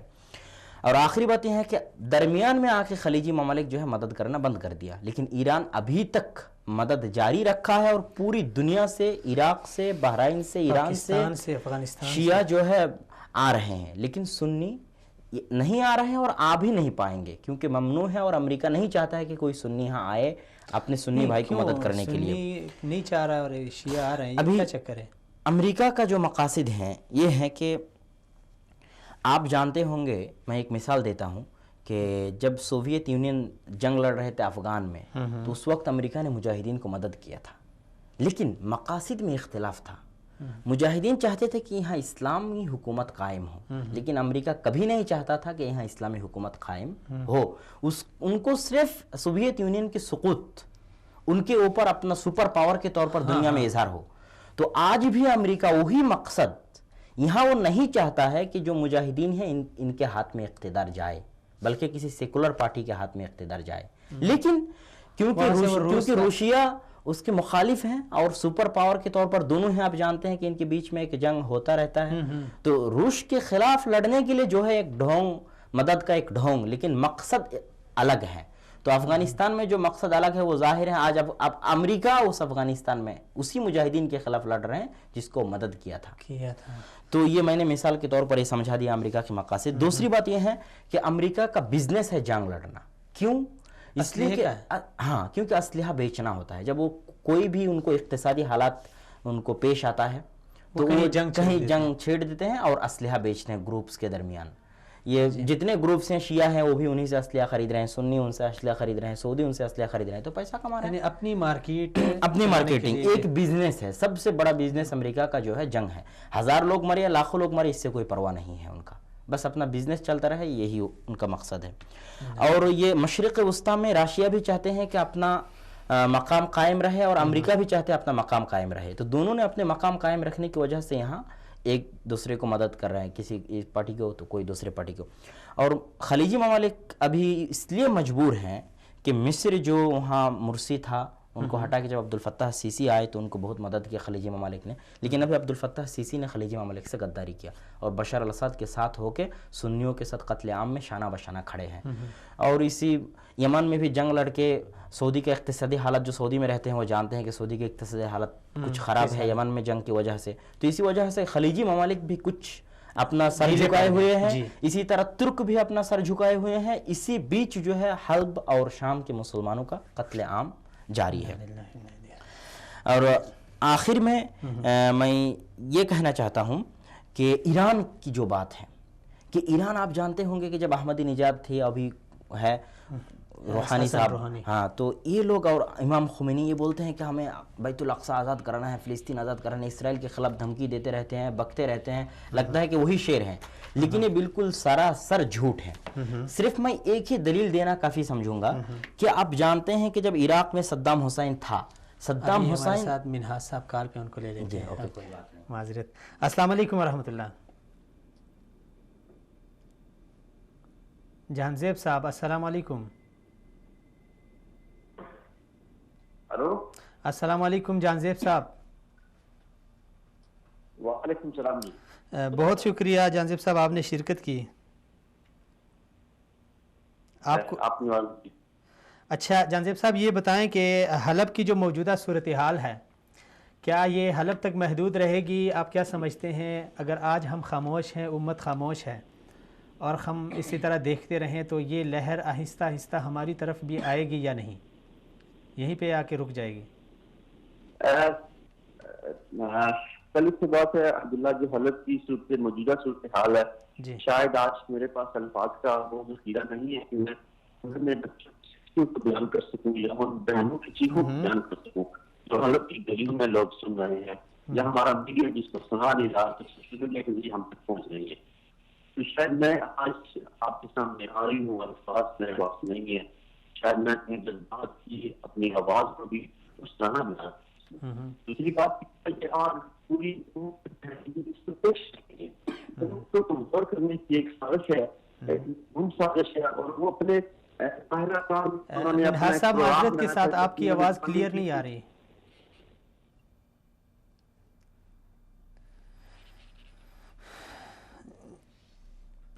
جی عبداللہ بھائی آپ بات جاری رکھیں, ان کی کال ڈراپ ہوگی. ایران کی بات چل رہی تھی کہ یہ اپنے آپ کو اسلامی انقلاب کے حامی بولتے ہیں اور بولتے ہیں کہ اسلام کے خادم ہیں, اور میڈیا میں بہت پاورفل ہیں Iran. Tehran media, Tehran radio, اس کے ذریعے چینلز کے ذریعے پاکستان میں, بنگلہ دیش میں, ہندوستان میں یہ اپنا سوچ جو ہے پھیلاتے رہتے ہیں اور اپنے آپ کو اسلامی کہتے ہیں اور بیت الاقصی اور بیت القدس کے حافظ محافظ کہتے ہیں. لیکن اس سے بڑھ کر جھوٹ کوئی نہیں ہو سکتا ہے. کیوں؟ مرگ بر امریکہ, مرگ بر اسرائیل کے نعرے بھی لگتے ہیں. ہاں, اسرائیل کے نعرے بھی لگتے ہیں. تو میں ایک صرف آپ کو مثال دوں گا کہ مثال کے ذریعے سمجھنے میں آسانی ہوگی, کہ اس لیے کہ عراق میں جو صدام حسین تھا, سب جانتے ہیں کہ اسرائیل ان سے ڈرتے تھے, امریکہ بھی ان سے ڈرتے تھے, اور وہ اسرائیل اور امریکہ کے مخالف تھے. تو یہ ایران اسی عراق کے اور اسی صدام حسین کے مخالف تھے. اگر آپ کا دشمن ایک ہے تو آپ کے بیچ میں دوستی ہوگی, یہ دنیا کا ایک قانون ہے. بالکل. اگر اسرائیل, عراق, صدام حسین کا بھی دشمن ہے, ایران کا بھی دشمن ہے, تو ایران اور عراق میں دوستی ہوتی. لیکن میں یہ کہتا ہوں کہ اگر ایران کو موقع ملتا تو خود صدام حسین کو پھانسی پہ لٹکا دیتے ہیں. اور اس کا سب سے بڑی دلیل یہی ہے کہ صدام حسین کے جاتے ہی عراق کے اقتدار میں شیعہ لوگ آ گئے. یہ سب سے بڑی دلیل ہے. ان کے لیے ایک موقع تھا عراق میں صدام کا جانا. ہاں, صدام کا جانا. تو اگر آپ کا دشمن ایک ہے تو آپ میں دوستی ہوگی. تو یہ سب سے بڑھ کر مثال یہ ہے کہ ایران جو اپنے دعوے میں, اسرائیل مخالف دعوے میں جھوٹ ہے. دوسری دلیل یہ ہے کہ یہ لوگ مانتے ہی نہیں کہ بیت الاقصی زمین میں ہے, یہ مانتے ہیں کہ بیت الاقصی آسمان پر ہے. ان کی کتاب میں لکھی ہوئی ہے. یہ کون لوگ؟ یہ ایران اثنا عشریہ جو شیعہ فرقہ ہے. اسی طرح یہ لوگ کربلا کو سب سے زیادہ مقدس سرزمین مانتے ہیں, نہ کہ کعبہ کو, نہ کہ مسجد نبوی کو, نہ کہ بیت الاقصی کو. یہ بالکل ڈھونگ اور جھوٹ بولتے رہتے ہیں, یعنی تقیہ کرتے ہیں. اور تقیہ کرنا ان کے عبادت ہے. جی شکریہ. السلام علیکم ورحمۃ اللہ. وعلیکم السلام. جناب میں معذرت چاہتا ہوں, آپ کی کوئی لائن ڈراپ ہو گئی تھی. اچھا, بہت شکریہ. آپ نے سوال کیا تھا کہ یہ کیا امت تک, باقی امت تک پھیلے گا. یہ اس میں کوئی شک نہیں ہے. یہ ایک پلاننگ کے تحت وہ اپنے مسلمانوں کو کمزور کر رہے ہیں, اور یہ مسلمانوں کو کمزور کیا جا رہا ہے. اور پھر اس میں دوسرا سوال یہ پیدا ہوتا ہے, میں آپ کا پروگرام ابھی بڑے غور سے دیکھنا ہوں, اور ماشاءاللہ آپ کے دوسرے اسٹوڈیو میں ساتھی ہیں, بڑی دیر ہر بات بیان کر رہے ہیں. آپ نے جو سوال اٹھایا کہ رشیا کا اس میں کیا انفلوئنس ہے, اور رشیا اپنا کیا شو کرنا چاہتا ہے. تو رشیا جو ہے اس میں اپنا آپ یہ دکھانا چاہتا ہے امریکہ کو, کیونکہ ایک طرف تو امریکہ پارٹنر ہے سعودی عربیہ کا, اور دوسری طرف جو ہے وہ ایران کی عداوت لیے بیٹھا ہے. رشیا جو ہے وہ ایران اور بشار الاسد کے ساتھ کھڑا ہو کے اپنی طاقت ظاہر کر رہا ہے کہ میں بھی ایک طاقت ہوں. اور جو لوگ سمجھتے ہیں کہ رشیا ٹوٹ کے بکھر چکا ہے اور رشیا طاقت نہیں رہا, رشیا اب تک ایک طاقت ہے, اور رشیا اپنا آپ دکھا رہا ہے. اس کے لیے مسلمانوں کے بچوں کو ذبح کیا جا رہا ہے, اس کے لیے امت کے بچوں کی قربانی دی جا رہی ہے. اب یہاں پہ امت کا یہ فرض بنتا ہے کہ امت کے لیڈران, ان کا یہ فرض بنتا ہے کہ ان لوگوں کو اپنی طرف بلائیں, ان کے ساتھ ایک میٹنگ کی جائے, اور اس وار کو جو ہے وہ پیس میں تبدیل کیا جائے. انہیں ایک کال دی جائے. اگر کال ایگری نہیں ہوتے, ایکسپٹ نہیں ہوتے, تو پھر بہت ضروری ہو چکا ہے کہ ان کا خاتمہ کیا جائے, ان کے ساتھ جنگ کی جائے. اب یہ تبلے جنگ بجانا پڑے گا, اس کے علاوہ کوئی حل نہیں ہے. امن کی پہلی کوشش ہے, ہمیشہ جو بھی کوشش کی جاتی ہے امن کی. آج وہ حلب جو حضرت عمر کا میزبان بنا, آج وہ حلب جو صلاح الدین ایوبی کا میزبان بنا, وہ حلب جو خالد بن ولید کا میزبان بنا, آج اس حلب کی گلیوں میں خون پڑا ہوا ہے. اس حلب کی گلیوں میں مسلمانوں کے منہاج صاحب یہ تو بڑی تشویشناک اور المناک دردناک صورتحال ہے. لیکن چلیں, العوام کالانعام کہتے ہیں, عربی میں ایک کہاوت ہے کہ غریب بیچارے عوام سے ہم اتنا گلہ شکوہ نہیں کرتے. لیکن آپ نے حکمرانوں کی بات تو کر دی, لیکن یہاں پہ میں آپ سے ایک بات پوچھنا چاہتا ہوں کہ جو ہمارے میڈیا لیول کے لوگ ہیں وہ بھی بالکل خاموش تماشائی بنے ہوئے ہیں. اگر کہیں پہ ایک معمولی سا واقعہ ہوتا ہے, ایک گٹر کا ڈھکنا خراب ہوتا ہے, تو اس کو تو بڑے اچھال کے وہ پیش کرتے ہیں. لیکن دوسری طرف امت کے اس درد کو اس طرح میڈیا نے کوریج نہیں دی جس طرح دینی چاہیے تھی. تو میڈیا میں آپ کو ایک چھوٹی سی مثال اس کی دیتا ہوں عبداللہ. آپ کا سوال بالکل واجب ہے اور بڑا بہترین سوال ہے موقع کی مناسبت سے. اس کی چھوٹی سی مثال, آپ چکوال میں کل ایک حادثہ ہوا پرسوں مسلمانوں کا اور احمدیوں کا جو آپس میں ٹکراؤ ہوا, اور اس میں احمدیوں نے فائرنگ کر کے ایک بندہ شہید کر دیا مسلمانوں کا. ٹھیک ہے, اب یہ کہا یار میڈیا نے اس کو بڑا ہائپ دی اور اس میں بڑی ہائپ کریٹ کی اور ہر چیز اس کو کوریج دی اور یہ بتانے کی کوشش کی گئی کہ احمدیوں کے ساتھ زیادتی کی گئی ہے, حالانکہ ایسا ہوا نہیں ہے. اب یہ بات ہے کہ جو صحیح العقیدہ لوگ ہیں, جو مسلمان ہیں, جنہوں نے جو سمجھتے ہیں کہ امت کے فرائض ہم ادا کر سکتے ہیں, جو ہمارے اوپر یہ ذمہ داری ہے, انہیں زندگی کے ہر فیلڈ میں جانا ہوگا.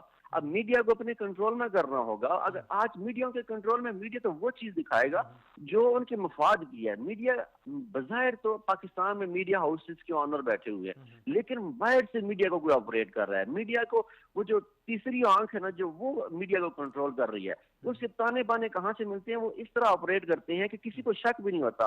اگر وہ کسی بندے کو استعمال کرنا چاہتی ہے تیسری آنکھ, تو کسی بندے کو پتہ ہی نہیں چلتا کہ میں استعمال ہو رہا ہوں.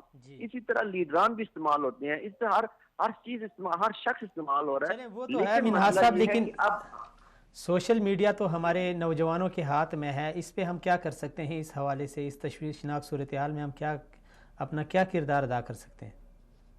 اصل میں اگر عبداللہ بات کریں تو سوشل میڈیا بیسیکلی ایک بہت اچھی چیز ہے. سوشل میڈیا کے ذریعے آواز اٹھائی جا سکتی ہے, آواز بلند کی جا سکتی ہے, ایک مقصد, ایک کاز کو آپ دنیا کے سامنے لا سکتے ہیں. لیکن سوشل میڈیا ایک ایسا آپ سمجھیں کہ جہنم ہے نوجوانوں کے لیے, کہ اس میں آپ وقت تو جھونک رہے ہیں, عملی طور پر آپ اس پہ کچھ نہیں کر سکتے. اگر آپ سوشل میڈیا میں ایک ویڈیو ڈال دیں, وہ وائرل ہو جائے گی, لوگوں میں ایک اویئرنیس آ جائے گی, لوگ اس کے بارے میں بات کریں گے. لیکن جو عملی طور پہ کرنا ہے وہ ہم نے فیلڈ میں جا کے کرنا ہے. ہم نے اپنے ہاتھ سے وہ کام کرنا ہے, ہم نے اپنے فیل سے وہ کام کرنا ہے. اب سوشل میڈیا پہ کسی کاز کے لیے آواز بلند کر سکتے ہیں, لیکن اس کاز کے لیے عملی طور پہ آپ کو فیلڈ میں ہی کام کرنا پڑے گا اور حقیقی معنی میں کام کرنا پڑے گا. یہ خالی اسٹیٹس اپ ڈیٹ پہ یا ویڈیو شیئرنگ پہ یا کوئی ہیش ٹیگ چلا دیا یا 2 لاکھ 3 لاکھ فالوور بنا لیے, اس پہ کچھ نہیں ہونے والا. اس پہ آپ ایک آواز جو ہے وہ بلند کر سکتے ہیں, آپ عملی طور پر لوگوں کے اندر ایک درد شعور بیدار کر سکتے ہیں. درد کا شعور بھی آپ دیکھنا جی, ہم اتنے تقسیم ہو چکے ہیں کہ آج ایک طرف تو مسلمانوں کے ایک طرف تو صف ماتم بچھا ہوا ہے, اور دوسری طرف آپ کو پتا ہے مٹھائیاں بڑھ رہی ہیں ایران میں. اب یہ جو ہے کہ ایک جو پاکستان میں جیسے آپ احمدی سر اٹھا رہے ہیں, مجھے یاد ہے کہ 90s میں ایسے اہل تشیع کے ساتھ ہوتا تھا کہ وہ کہتے تھے کہ ہم مظلوم ہیں. اب پاکستان میں بلوچستان میں بھی وہ کہتے ہیں ہم مظلوم ہیں, لیکن سب سے زیادہ مار بھی ہو رہی ہے. اب جہاں کہیں بھی بڑی دہشت گردی ہوتی ہے, اس کے پیچھے جا کے فیصل رضا عابدی جیسے لوگ نکلتے ہیں اور انہیں فوراً چھوڑ دیا جاتا ہے.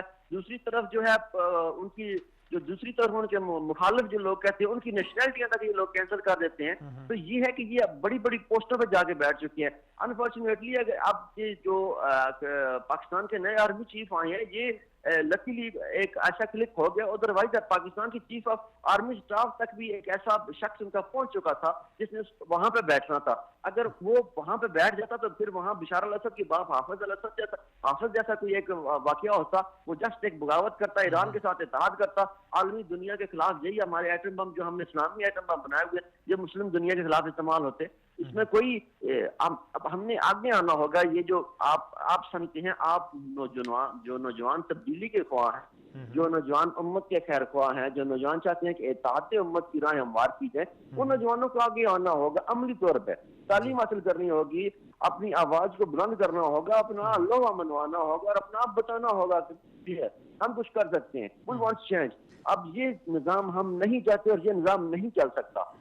اگر ہم اس کو رافضی نظام کہتے ہیں, اگر ہم اس کو کفر و باطل کا نظام کہتے ہیں, تو اس کے خلاف اٹھنا جہاد ہے اور اس کے خلاف اٹھنا ہوگا. اس کے علاوہ کچھ چارہ ہی نہیں ہمارے پاس. نہیں تو اسی طرح گاجر اسی طرح کٹتے رہیں گے, ہماری بہنوں کی عظمتیں لٹتی رہیں گی, ہماری مائیں وہاں پہ اپنے ہاتھ اور بازو کٹواتی رہیں گی, ماؤں کے سامنے ان کے بیٹوں کے ہاتھ باندھ کر گولیاں ماری جائیں گی. یہ آج حلب میں ہو رہا ہے, کل یہ ہمارے گھروں میں ہوگا, ہمارے علاقوں میں ہوگا, اور ہم کچھ نہیں کر سکیں گے. ہم اسی طرح بے بس ہوں گے, ہماری مائیں بہنیں بیٹیاں اسی طرح بے بس ہوں گے, ہمارے سامنے اسی طرح چیختی رہیں گی. چلیں جی منہاج صاحب, بہت شکریہ آپ نے شرکت کی. نواز صاحب, ناظرین, اگر آج ہم آواز نہیں اٹھائیں گے, اگر میرے پاس یہ قلم ہے تو میرا حق بنتا ہے کہ میں اس کو آج کی اس صورتحال میں حد سے بڑھ کر اس کو استعمال کروں. میرے پاس کیمرہ ہے تو میں ایک ویڈیو بنا کے اس میں اپنی آواز آگے دنیا تک پہنچا سکتا ہوں.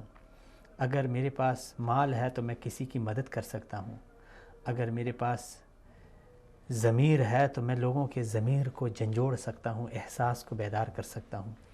ہر آدمی بہت کچھ کر سکتا ہے، اور ایسی صورتحال میں بھی اگر ہم خاموش تماشائی بنے بیٹھے رہیں تو اگر آج شام میں ہے، اگر آج حلب میں یہ صورتحال میں ہے، برما میں ہے، کشمیر میں ہے، فلسطین میں ہے، تو کل کوئی دور نہیں ہے کہ یہی لہر آ کے ہمیں بھی اپنے ساتھ بہا کر لے جائے۔ ناظرین یہاں پہ لیتے ہیں ہم ایک چھوٹا سا بریک کے بعد ہم مزید اس حوالے سے بات کریں گے، ہمارے ساتھ رہیں۔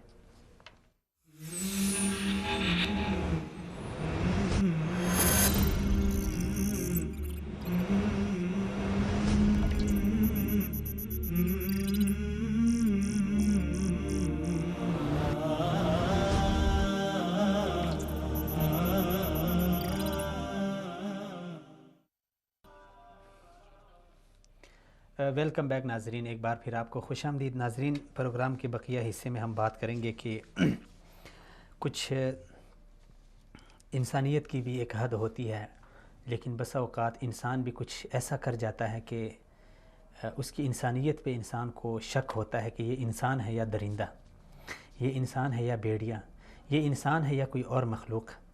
اور اس کی ایک جھلک ہم نے ابھی حالیہ دنوں میں دیکھی ہے۔ حلب میں جو کچھ ہوا اس پہ ہر آنکھ نم ہے، ہر دل خون کے آنسو رو رہا ہے، دل دکھی ہیں، لوگ میں ایک بے چینی ہے، ایک درد ہے، ایک ماتم کی صورت ہے۔ پورا عالم اسلام ہی نہیں بلکہ عالم کفر بھی، آپ دیکھ رہے ہوں گے کبھی کینیڈا سے کوئی لڑکی ویڈیو بناتی ہے، حلب کی صورتحال پہ آنسو بہاتی ہے۔ اور ابھی ناظرین بات آگے بڑھانے سے پہلے یہاں پہ فاروق صاحب ہمارے ساتھ کال لائن پہ ہیں، ان کو لے۔ السلام علیکم ورحمۃ اللہ۔ السلام علیکم ورحمۃ اللہ وبرکاتہ۔ فاروق درویش صاحب بہت شکریہ سر، آپ نے شرکت کی۔ سر سب سے پہلے آپ مجھے یہ بتائیں، اسی حوالے سے میں بات کر رہا تھا ابھی کہ آپ کی کال مل گئی، کہ درویش صاحب ابھی جو حلب کی حالیہ صورتحال ہے اور اس کے ساتھ ساتھ ہم نے انسان نما کچھ ایسے لوگ بھی دیکھیں کہ انہوں نے بجائے اس کے کہ اس کے اوپر دکھ کا اظہار کرتے، تکلیف کا اظہار کرتے، انہوں نے مٹھائیاں تقسیم کی ہے۔ تو اس صورتحال کو آپ کس نظر سے دیکھتے ہیں؟ السلام علیکم ورحمۃ اللہ وبرکاتہ، اور میں آپ کے حوالے سے اپنے تمام ناظرین کو بھی سلام اور آداب پیش کرتا ہوں، اور کچھ تاریخی حوالے اس سامنے یہ رکھنا چاہتا ہوں جی کہ یہ آج کی بات نہیں ہے بلکہ یہ وتیرہ فارس رہا ہے۔ یعنی یہ میں یاد دلانا چاہتا ہوں، جی میں وہی صرف دو سے تین مختصر جو حوالے ہیں ان سے آپ کو یاد دلانا چاہتا ہوں جی کہ جب فعال ہوئی سقوط بغداد جب ہوا تو یہ تمام لوگ اس بات سے بخوبی واقف ہیں کہ ابن القمی نے اور خواجہ نصیر بن توسی نے جو ایران سے تعلق رکھنے والے شیعہ حضرات تھے، انہوں نے جب ہلاکو خان کو دعوت دی اور پھر ہلاکو نے جب لاکھوں لوگوں کا قتل عام صفاقانہ کیا اور اس وقت کے جو آخری عباسی خلیفہ تھے مستعصم باللہ جی جی اس کو بھی قتل کر دیا گیا، تو اس کے بعد خواجہ نصیر بن توسی کو اس غداری کے صلے میں محکمہ اوقاف کا چیئرمین بنا دیا گیا۔ جی اس وقت ایران سے لے کر اور پورے خطہ عرب میں جہاں کوئی شیعہ مسلمان تھا، ان لوگوں نے اس وقت بھی شرینیاں تقسیم کرائیں، جشن منائے۔ ایک طرف بغداد میں مسلمان گاجر اور مولیوں کی طرح کٹ رہے تھے، بچے بوڑھے جوان اور عورتیں جو تھی وہ ایک محشر کا شکار تھی، محشر میں تڑپ رہے تھے لوگ، اور یہ لوگ شرینیاں بانٹ رہے تھے اور جشن منائے جا رہے تھے اس وقت منگول سپاہیوں کے ساتھ مل کر۔ اس کے بعد جی آپ سقوط غرناطہ کو لیجئے، جی جس وقت تاج کشتالہ اور تاج ارغوان کے جو میاں بیوی تھے اس وقت شاہ فردینند اور ملکہ زبیلہ، انہوں نے جب ابو عبداللہ کو شکست دی تو اس وقت پوری دنیا میں جہاں جہاں عیسائیت کے لوگ تھے، عیسائیت کے پیروکار تھے، ان لوگوں نے جشن منا کے یہ اعلان کیا کہ جناب ہم نے عالم اسلام کا جو اقتدار ہے اس کا بستر گول کر دیا۔ اس وقت بھی جناب والا تمام دنیا میں قسطنطنیہ سے لے کر روم تک، جرمنی، اٹلی، ہنگری میں جشن منائے گئے، اور وہاں بھی اہل تشیع جو تھے اس وقت ایرانی وہ اس وقت ساتھ تھے. اور اس وقت ساتھ اس سے جڑی دوسری تاریخ دیکھیں تو جب جناب صلاح الدین ایوبی کا انتقال ہوا تو حشاشین نے جو ایرانی لوگ تھے حسن بن صبا کی پیداوار انہوں نے حضرت موت میں جشن برپا کیا. جب نور الدین زنگی کو زہر دی گیا اس کا انتقال ہوا تو ان لوگوں نے جشن منایا. اور اس کے بعد سے لے کر اب بھی یہ میں آپ کو یہ جدید تاریخ کے ساتھ جو ہے وہ ان کی جو اوقات ہے اس کو منسلک کے حوالے سے کر رہا ہوں کہ آج بھی غرناطہ میں جس دن یہ فعال ہوا سکوتے غرناطہ والے دن باقاعدہ طور پر ایک ڈرامہ سڑکوں پر کیا جاتا ہے.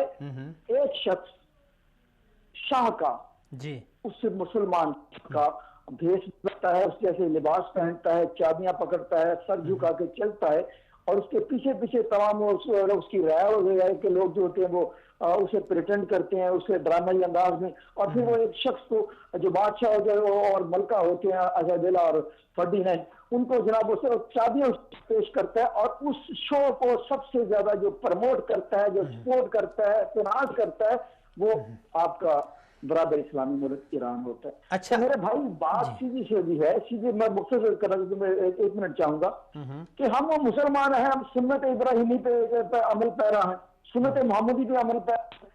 تو جن لوگوں کے آباء و اجداد جن کے اسلاف جو ہے ابن سبا سے تعلق رکھتے ہیں تو انہیں کی سنت پہ عمل پیرا ہوں گے, وہ مسلمانوں کی شکستوں کا جشن نہیں منائیں گے تو کیا مٹھائی کیا کریں گے؟ درویش صاحب یہاں پہ میرا ایک سوال یہ ہے کہ مثلا ابھی انہوں نے جشن منایا ہے تو یہ جشن ان کا یہ آخری جشن ہے یا پھر جس طرح یہ لہر مشرق وسطیٰ میں ہے اور یہ ابھی جشن منا رہے ہیں مسلمانوں کے خون بہتے خون پر, یہ لہر ہماری طرف بھی آ سکتی ہے, آپ کیا سمجھتے ہیں ایشیا میں؟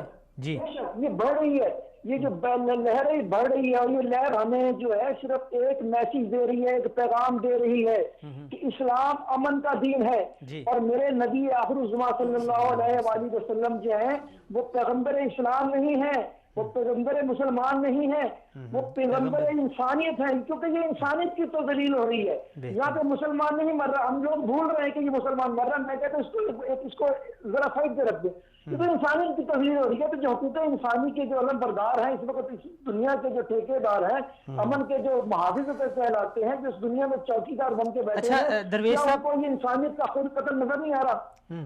درویش صاحب بعض لوگ اس کو فرقہ واریت کا رنگ دے دیتے ہیں کہ یہ شیعہ سنی لڑائی ہے اور جس طرح یہ پاکستان میں ہوا تھا, تو آپ اس کو کس نظر سے دیکھیں؟ جی ایسا نہیں ہے میرے محسن میرے برادر, میں عرض کروں گا کہ ہم نے تو کبھی یہ اعلان ہی نہیں کرتے کہ شیعہ یہ ہے, یہ ہم تو اتحاد بین المسلمین کے جو ہے وہ دائی ہیں, ہم اس کے علم بردار ہیں. اور ہم اگر کسی ایران کی تاریخ پیش کرتے ہیں, ایران نے جو مسلمانوں پہ ظلم کیا اس کی اگر تاریخ پیش کرتے ہیں تو خدا را آپ ایران کو, آپ یا دوسرے جو احباب ہیں وہ ایران کو یہ نہ سمجھے کہ ہم نے شیعت پہ تنقید کی ہے. ایران کو شیعت تو نہیں ہے نا, مسلک الگ چیز ہے, ریاست الگ چیز ہے.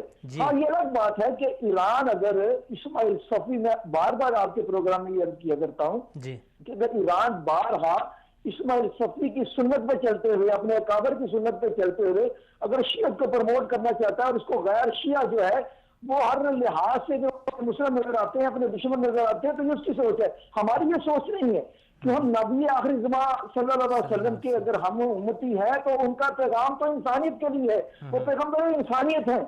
ہماری نظر میں فرقہ واریت ہے ہی نہیں. فرقہ واریت کو اگر پروموٹ کر رہے ہیں تو وہ تو بشار الاسد کر رہا ہے, وہ تو ایرانی نمائندگان کر رہے ہیں, ایران کی سپاہ کر رہی ہے.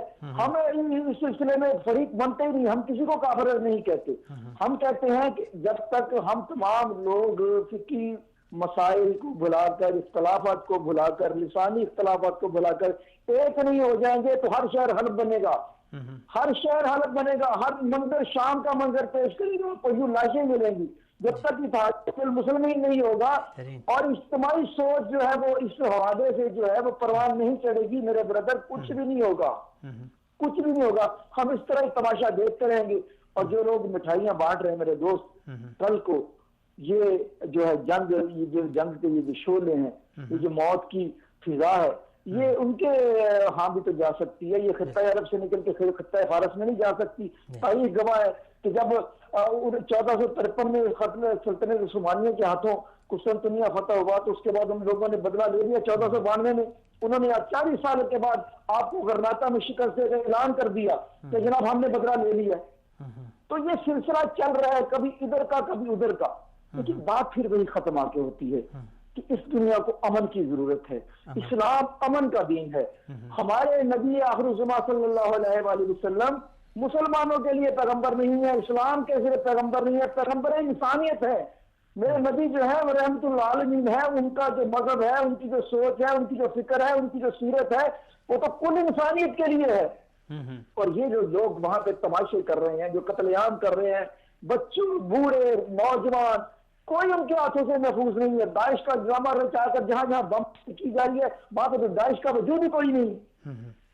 تو یہ صرف قتل مسلم کے لیے ایک جو ہے وہ ڈرامہ رچایا گیا ہے موت کا. آخر میں آپ ہمارے ناظرین کو, جو ہمارے نوجوانان ہیں امت کے, ایسے لوگوں کو آپ کیا میسج دیں گے؟ بس مختصر سا ایک میسج دے دیں. سر مختصر میسج یہ ہے کہ خدا را یہ آخری وقت ہے, یہ آخری پیغام ہے ہر مسلمان کا.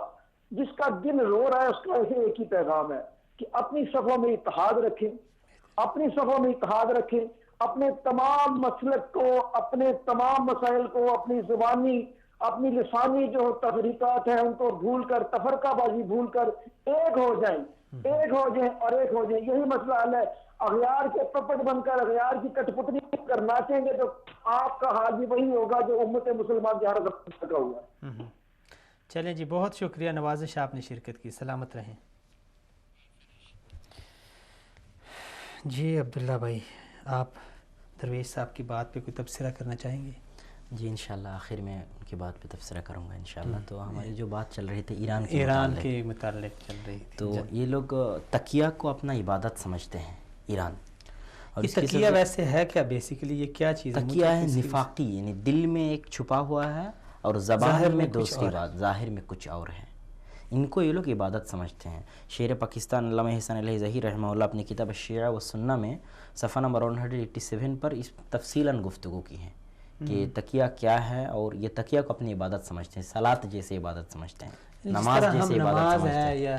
اسی طرح تو یہ بیت الاقصیٰ کو اور فلسطین کو لے کے جو تقیہ کر رہے ہیں, اس کا میں دلیل دے رہا تھا, تو آخری دلیل دے کے ختم کر دوں گا کہ آپ دیکھے ہوں گے کہ پاکستان, افغانستان, عراق, یہ سب ممالک جو ہیں امریکہ اور اسرائیل اپنا دشمن سمجھتے ہیں. جی اسی طرح ایران اور اسرائیل کا ظاہری تعلقات دیکھ کے لگتا ہے کہ ہاں ایران بھی اسرائیل کا دشمن ہے, لیکن اسرائیل نے جس طرح عراق کے ایٹم بم کے جو وہ تھا اس پہ حملہ کر کے ختم کر دیا, امریکہ نے عراق پہ حملہ کر کے عراق کو تباہ کر دیا, امریکہ نے افغانستان پہ حملہ کر کے امریکہ کو تباہ کر دیا, لیکن آج تک ایران پہ کسی ایک گولی بھی نہیں پھینکا. اور نہ ایران نے جا کے اسرائیل پہ پھینکا. یہ صرف زبانی جنگ ہے, اپنے آپ کو شیر دکھانے کے لیے, مسلمانوں کا مجاہد دکھانے کے لیے ایران کے ساتھ ظاہری جنگ لڑتے رہتے ہیں. اگر حقیقتاً ہوتا تو یہ اسلام کے نام پہ 30 سال سے ایک ملک بنا ہوا ہے, کوئی سنی اسلام کے نام پہ 1 منٹ کا ایک ملک بنا کے دکھائے, 1 منٹ پہ امریکہ اس پہ حملہ کر دیں گے. جس طرح افغانستان کو برباد کر دیا, عراق کو برباد کر دیا, لیکن یہ 30 سال سے اسلام کے نام پہ ایک ملک بنا ہوا ہے, لیکن آج تک ایک گولی بھی نہیں چلی اس کے اوپر. تو یہ لوگ اپنے دعویٰ میں جھوٹا ہے, بس کذاب ہے. تو یہ تقیہ کو ایک ظاہری ایک ان کا اور رنگ ہے, اور باطنی پس پردہ جو ہے پس پردہ اسرائیل اور امریکہ کے ساتھ ملا ہوا ہے, اور مسلمانوں کے ساتھ مسلمانوں کو قتل کے لیے شانہ بشانہ کھڑے ہیں. تو امت مسلمہ کے نوجوان کو پہلے پتہ نہیں تھا, لیکن ابھی شام کے جو صورتحال ہے اس کی وجہ سے کچھ بیداری آ رہا ہے امت مسلمہ کے نوجوان میں کہ ہاں ایران ہمارا دشمن ہے. پہلے لوگ سمجھتے تھے کہ ایران کے اسلامی انقلاب کو اپنا ماڈل مانتے تھے, اپنا نمونہ مانتے تھے. یہ ایک بہت غلط سوچ تھا. جی تو میں اس کے بعد یہ کہنا چاہتا ہوں کہ صرف قتل عام کا مسئلہ نہیں ہے, بلکہ جو پناہ گزین ہیں شام کے, ترک میں ہیں اور عراق میں ہیں. اسی طرح عراق میں داعش کے اوپر جو حملہ ہو رہے تھے انبار میں اور موصل میں, تو وہاں سے عوامی لوگ نکل کے بھاگ کے صحرا میں آ گئے. تو صحرا میں ابھی شدید سردی ہے, یہ سردی کے موسم میں یہ لوگ بہت ہی کٹھن حالت میں اپنی زندگی گزر رہے ہیں, کھلے آسمان تلے. جی کھلے آسمان تلے. جو ہم سوچ بھی نہیں سکتے ہیں. اور وہ لوگ کہہ رہے ہیں کہ ہمارا بھائی کہاں ہے مدد کرنے کو. جو مدد ان کو مل رہا ہے اس پہ US کا امریکہ کا فلیگ ہے, جھنڈا ہے, یا تو UN کا ہے, تو ان کا بھائی کہاں ہے. تو یہ پاکستان مسلم ممالک ہے, OIC ہیں, اور کتنے بڑے بڑے مسلم ممالک ہیں, یہ اپنے بھائی کے چلو قتل عام کو مت بند کرو, لیکن جو کھانے پینے کا, پہننے کا, ماتھا اپنا سر چھپانے کا کوئی ان کا مکان بھی نہیں ہے, کوئی جگہ بھی, کوئی پردہ بھی نہیں ہے. تو ان کو مدد کرنے کے لیے چاہیے تھا کہ مسلم ممالک مدد لے کے. اور اس کے بیچ میں ایک اور بات کہ جو مدد لے کے جا رہے ہیں وہ کرسچین مشنریز ہیں, جو اپنے مدد کے بیچ میں اپنے کرسچین یعنی نصارہ جو ہیں اپنا دھرم کا پرچار کرتا رہتا ہے. اسی جو پناہ گزین جو شام کے ہیں, جو ترک میں ہیں, جو عراق میں ہیں, تو یہ بھی ایک بہت بڑی بات ہے. تو مسلم ممالک کو چاہیے کہ کم از کم اپنے بھائی کا تو کھانے پینے کا انتظام کرے. آپ یہ مجھے بتائیں کہ جی اور بات یہ ہے کہ ہم ہلاکو خان اور چنگیز خان کے ساتھ اس زمانے کو ایک پلے میں نہ ناپے. کیوں؟ اس لیے ہلاکو خان اور چنگیز خان جب حملہ کیا تھا تو 7-8 دن یا 1 مہینے بعد ہمیں خبر پہنچتا تھا کہ ہاں دمشق میں اس طرح ہوا, اس طرح قتل عام ہوا ہے. لیکن آج ہم لائیو دیکھ رہے ہیں کہ ہمارے بھائی کو مارا جا رہا ہے, بہن بچی بیوی کو قتل عام کیا جا رہا ہے, جنسی استحصال کیا جا رہا ہے. تو اس وقت ہمیں 7-8 مہینے بعد, 7 دن 8 دن 10 دن مہینے بعد خبر پہنچتا تھا, لیکن ابھی ہم لائیو دیکھ رہے ہیں. تو ہمارا شعور کہاں ہے, احساس کہاں ہے, یہ لوگوں کو سمجھنا چاہیے. یہ احساس ہم کیسے بیدار کریں گے؟ یہ احساس بیدار کریں گے, یہ بہت اہم پوائنٹ آپ پوچھیں کہ اس وقت مسلمان کو کیا کرنا چاہیے. امت مسلمہ کو, نوجوان کو, مسلم ممالک کو, حکمرانوں کو. تو میں سب سے پہلی بات تو رسول صلی اللہ علیہ وسلم کی 2 حدیث پڑھنا چاہتا ہوں اس وقت. ایک حدیث مسند احمد میں ہے, 22,397 نمبر حدیث ہے کہ رسول صلی اللہ علیہ وسلم بولتے, صحیح حدیث, یوشک ان تداعی علیکم الامم, میں یہ خطرہ محسوس کرتا ہوں کہ ایک وقت آئے گا جب پوری دنیا کے سارے ممالک, سارے امت تم پر ٹوٹ پڑیں گے, اس طرح جس طرح کھانے کی چیز پر بھوکے لوگ ٹوٹ پڑتے ہیں. تو صحابہ نے پوچھا کہ اللہ کے رسول اس وقت من قلت, کیا ہم اس وقت قلیل ہوں گے تعداد میں, اسی وجہ سے ہم پر وہ ٹوٹ پڑیں گے پوری دنیا؟ تو رسول اللہ صلی اللہ علیہ وسلم نے بولے کہ کثیر, بہت ہوگا تمہارا تعداد, لیکن تکونون غثاء کغثاء السیل, سمندر کا جو جھاگ ہے اس جھاگ کی جیسے کوئی حیثیت نہیں ہوتی ہے تو تمہاری تعداد کی کوئی حیثیت نہیں ہوگی. تو بولے کیوں حیثیت نہیں ہوگی؟ تنزع المہابۃ من قلوب عدوکم, تمہاری جو ہیبت ہے, جیسے عمر رضی اللہ تعالیٰ عنہ کے پاس نہ کوئی اسلحہ تھا, وہ کھلے عام اپنی کھٹلی میں سوتا رہتا تھا اور ہزاروں لاکھوں مائل کروڑوں پر دور رہ کے اور کسرا ان کے ڈرتے تھے. تو یہ ہیبت ہے, تو تم سے ہیبت ختم ہو جائیں گی. کیوں؟ اس پہ بہت اہم بات رسول اللہ صلی اللہ علیہ وسلم فرما رہے ہیں کہ حب الحیات و کراہیت الموت, تم موت کو ناپسند کرو گے اور زندگی جینے کے اور عیش اور عیشی میں لگے رہو گے. اسی وجہ سے تمہاری ہیبت ختم ہو جائیں گے, اور اتنے تعداد میں ہونے کے باوجود تم سمندر کی جھاگ کی طرح ہوگے. تو اس کا ایک میں مثال دوں گا آپ کو کہ جب خالد بن ولید اور عبیدہ بن الجراح جب ان پہ حملہ کیا شام میں, تو اس وقت ان کا تعداد صرف 36,000 تھا, 36,000, اور اس وقت نصارہ اور یہود کے تعداد تھے 2.5 لاکھ کے قریب. تو 2.5 لاکھ کے قریب ایک فوج کو صرف 36,000 مومنین نے شکست دے دی. کیوں؟ قوت ایمانی, رعب تھا, ہیبت تھا, قوت ایمانی تھا, عمل تھا. اور آج لاکھوں کروڑوں مسلمان ہونے کے باوجود کس طرح قتل عام ہو رہا ہے. آخری حدیث رسول صلی اللہ علیہ وسلم, ابن ماجہ 4019 نمبر حدیث ہیں کہ رسول صلی اللہ علیہ وسلم بول رہے ہیں کہ اذا تنقضون عہد اللہ وعہد رسولہ, جب تم اللہ اور اللہ کے رسول کے عہد کو توڑنے لگو گے, ان کی خلاف ورزی کرنے لگو گے, سلط اللہ علیہم عدوا, تو اللہ تم پر دشمن کو مسلط کر دیں گے. تو یہ سب سے بڑی وجہ ہے کہ ہمیں چاہیے کہ ہم اپنا عمل کو درست کریں. مسلمان اپنے جو کچھ ہے اپنے ہاتھ کا کمائی ہے. ہم فیس بک پہ کوئی ویڈیو ڈالے, اس کی خلاف ورزی کرے, اس سے بہتر ہے کہ ہم اپنے آپ کو سدھاریں, اللہ سے مدد مانگے اور اپنے آپ کو سدھارے. ایسا ہی مدد آ جائے گا. جس طرح بدر کے میدان میں اللہ نے ملائکہ کو بھیجا, اسی طرح اللہ ملائکہ کو بھیجیں گے اگر ہم اپنے آپ کو سدھاریں گے. تو اس کے مسلمانوں کو کیا کرنا چاہیے, اس سلسلے میں 2 بات کہوں گا. کہ پہلی بات تو یہ ہے کہ میں آپ کو بتا چکا ہوں اور ناظرین کو بھی بتا چکا ہوں کہ ترک شام میں جو ابھی حالات ہیں, اس کی سب سے بڑی وجہ ہے کہ مجاہدین کے درمیان اتحاد نہیں ہے، ایک بڑی وجہ ہے۔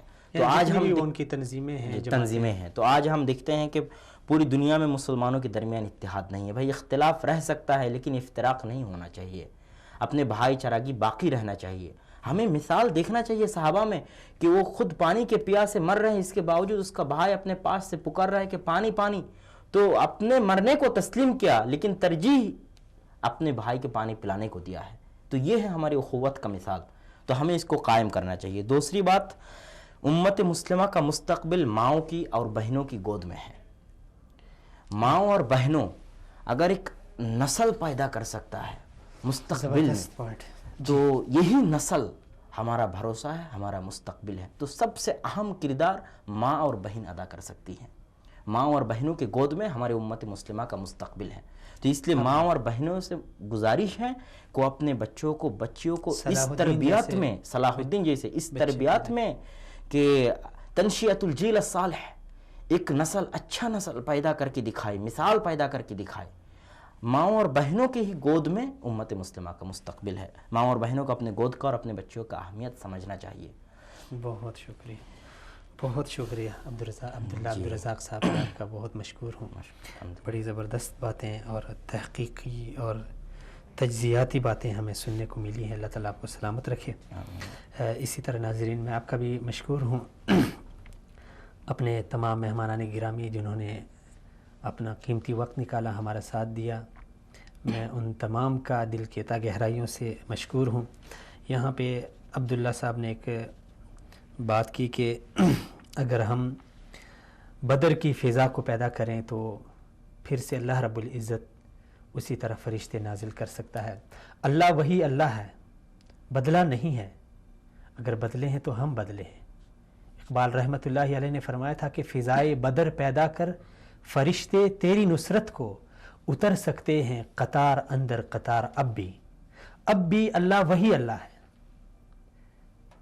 جس کے قبضے قدرت میں جو طاقت تھی وہ طاقت اب بھی ہے، وہ اب بھی اگر کن کہے فیکون تو سب کچھ ہو جاتا ہے۔ آج ہم شکوہ کرتے ہیں کہ یار عرب فحاش ہیں، اسی لیے اللہ تعالیٰ نے ان کے اوپر بشار کو مسلط کیا، فلاں یہ ہے وہ ہے وہ ہے۔ اپنی جان چھڑانے کے لیے دوسرے کے اوپر ہزاروں الزامات، اپنا دامن صاف کرنے کے لیے دوسرے کے دامن کو داغدار کرنے کے لیے ہم طرح طرح کی باتیں کرتے ہیں، لیکن کبھی ہم نے یہ سوچا ہے کہ یہ جو ایک انگلی میں دوسرے کی طرف، اس کا رخ میں دوسرے کی طرف کر رہا ہوں تو یہ 4 انگلیاں میری طرف لوٹ رہی ہے۔ اس لیے بجائے اس کے کہ ہم دوسروں کے اوپر کیچڑ اچھالیں، ان کے دامن کو داغدار کریں، اپنی اصلاح کریں، خود کو سنواریں، اپنے گھر کو سنواریں، اپنے معاشرے کو، اپنے نوجوانوں کو سنواریں۔ یہاں پہ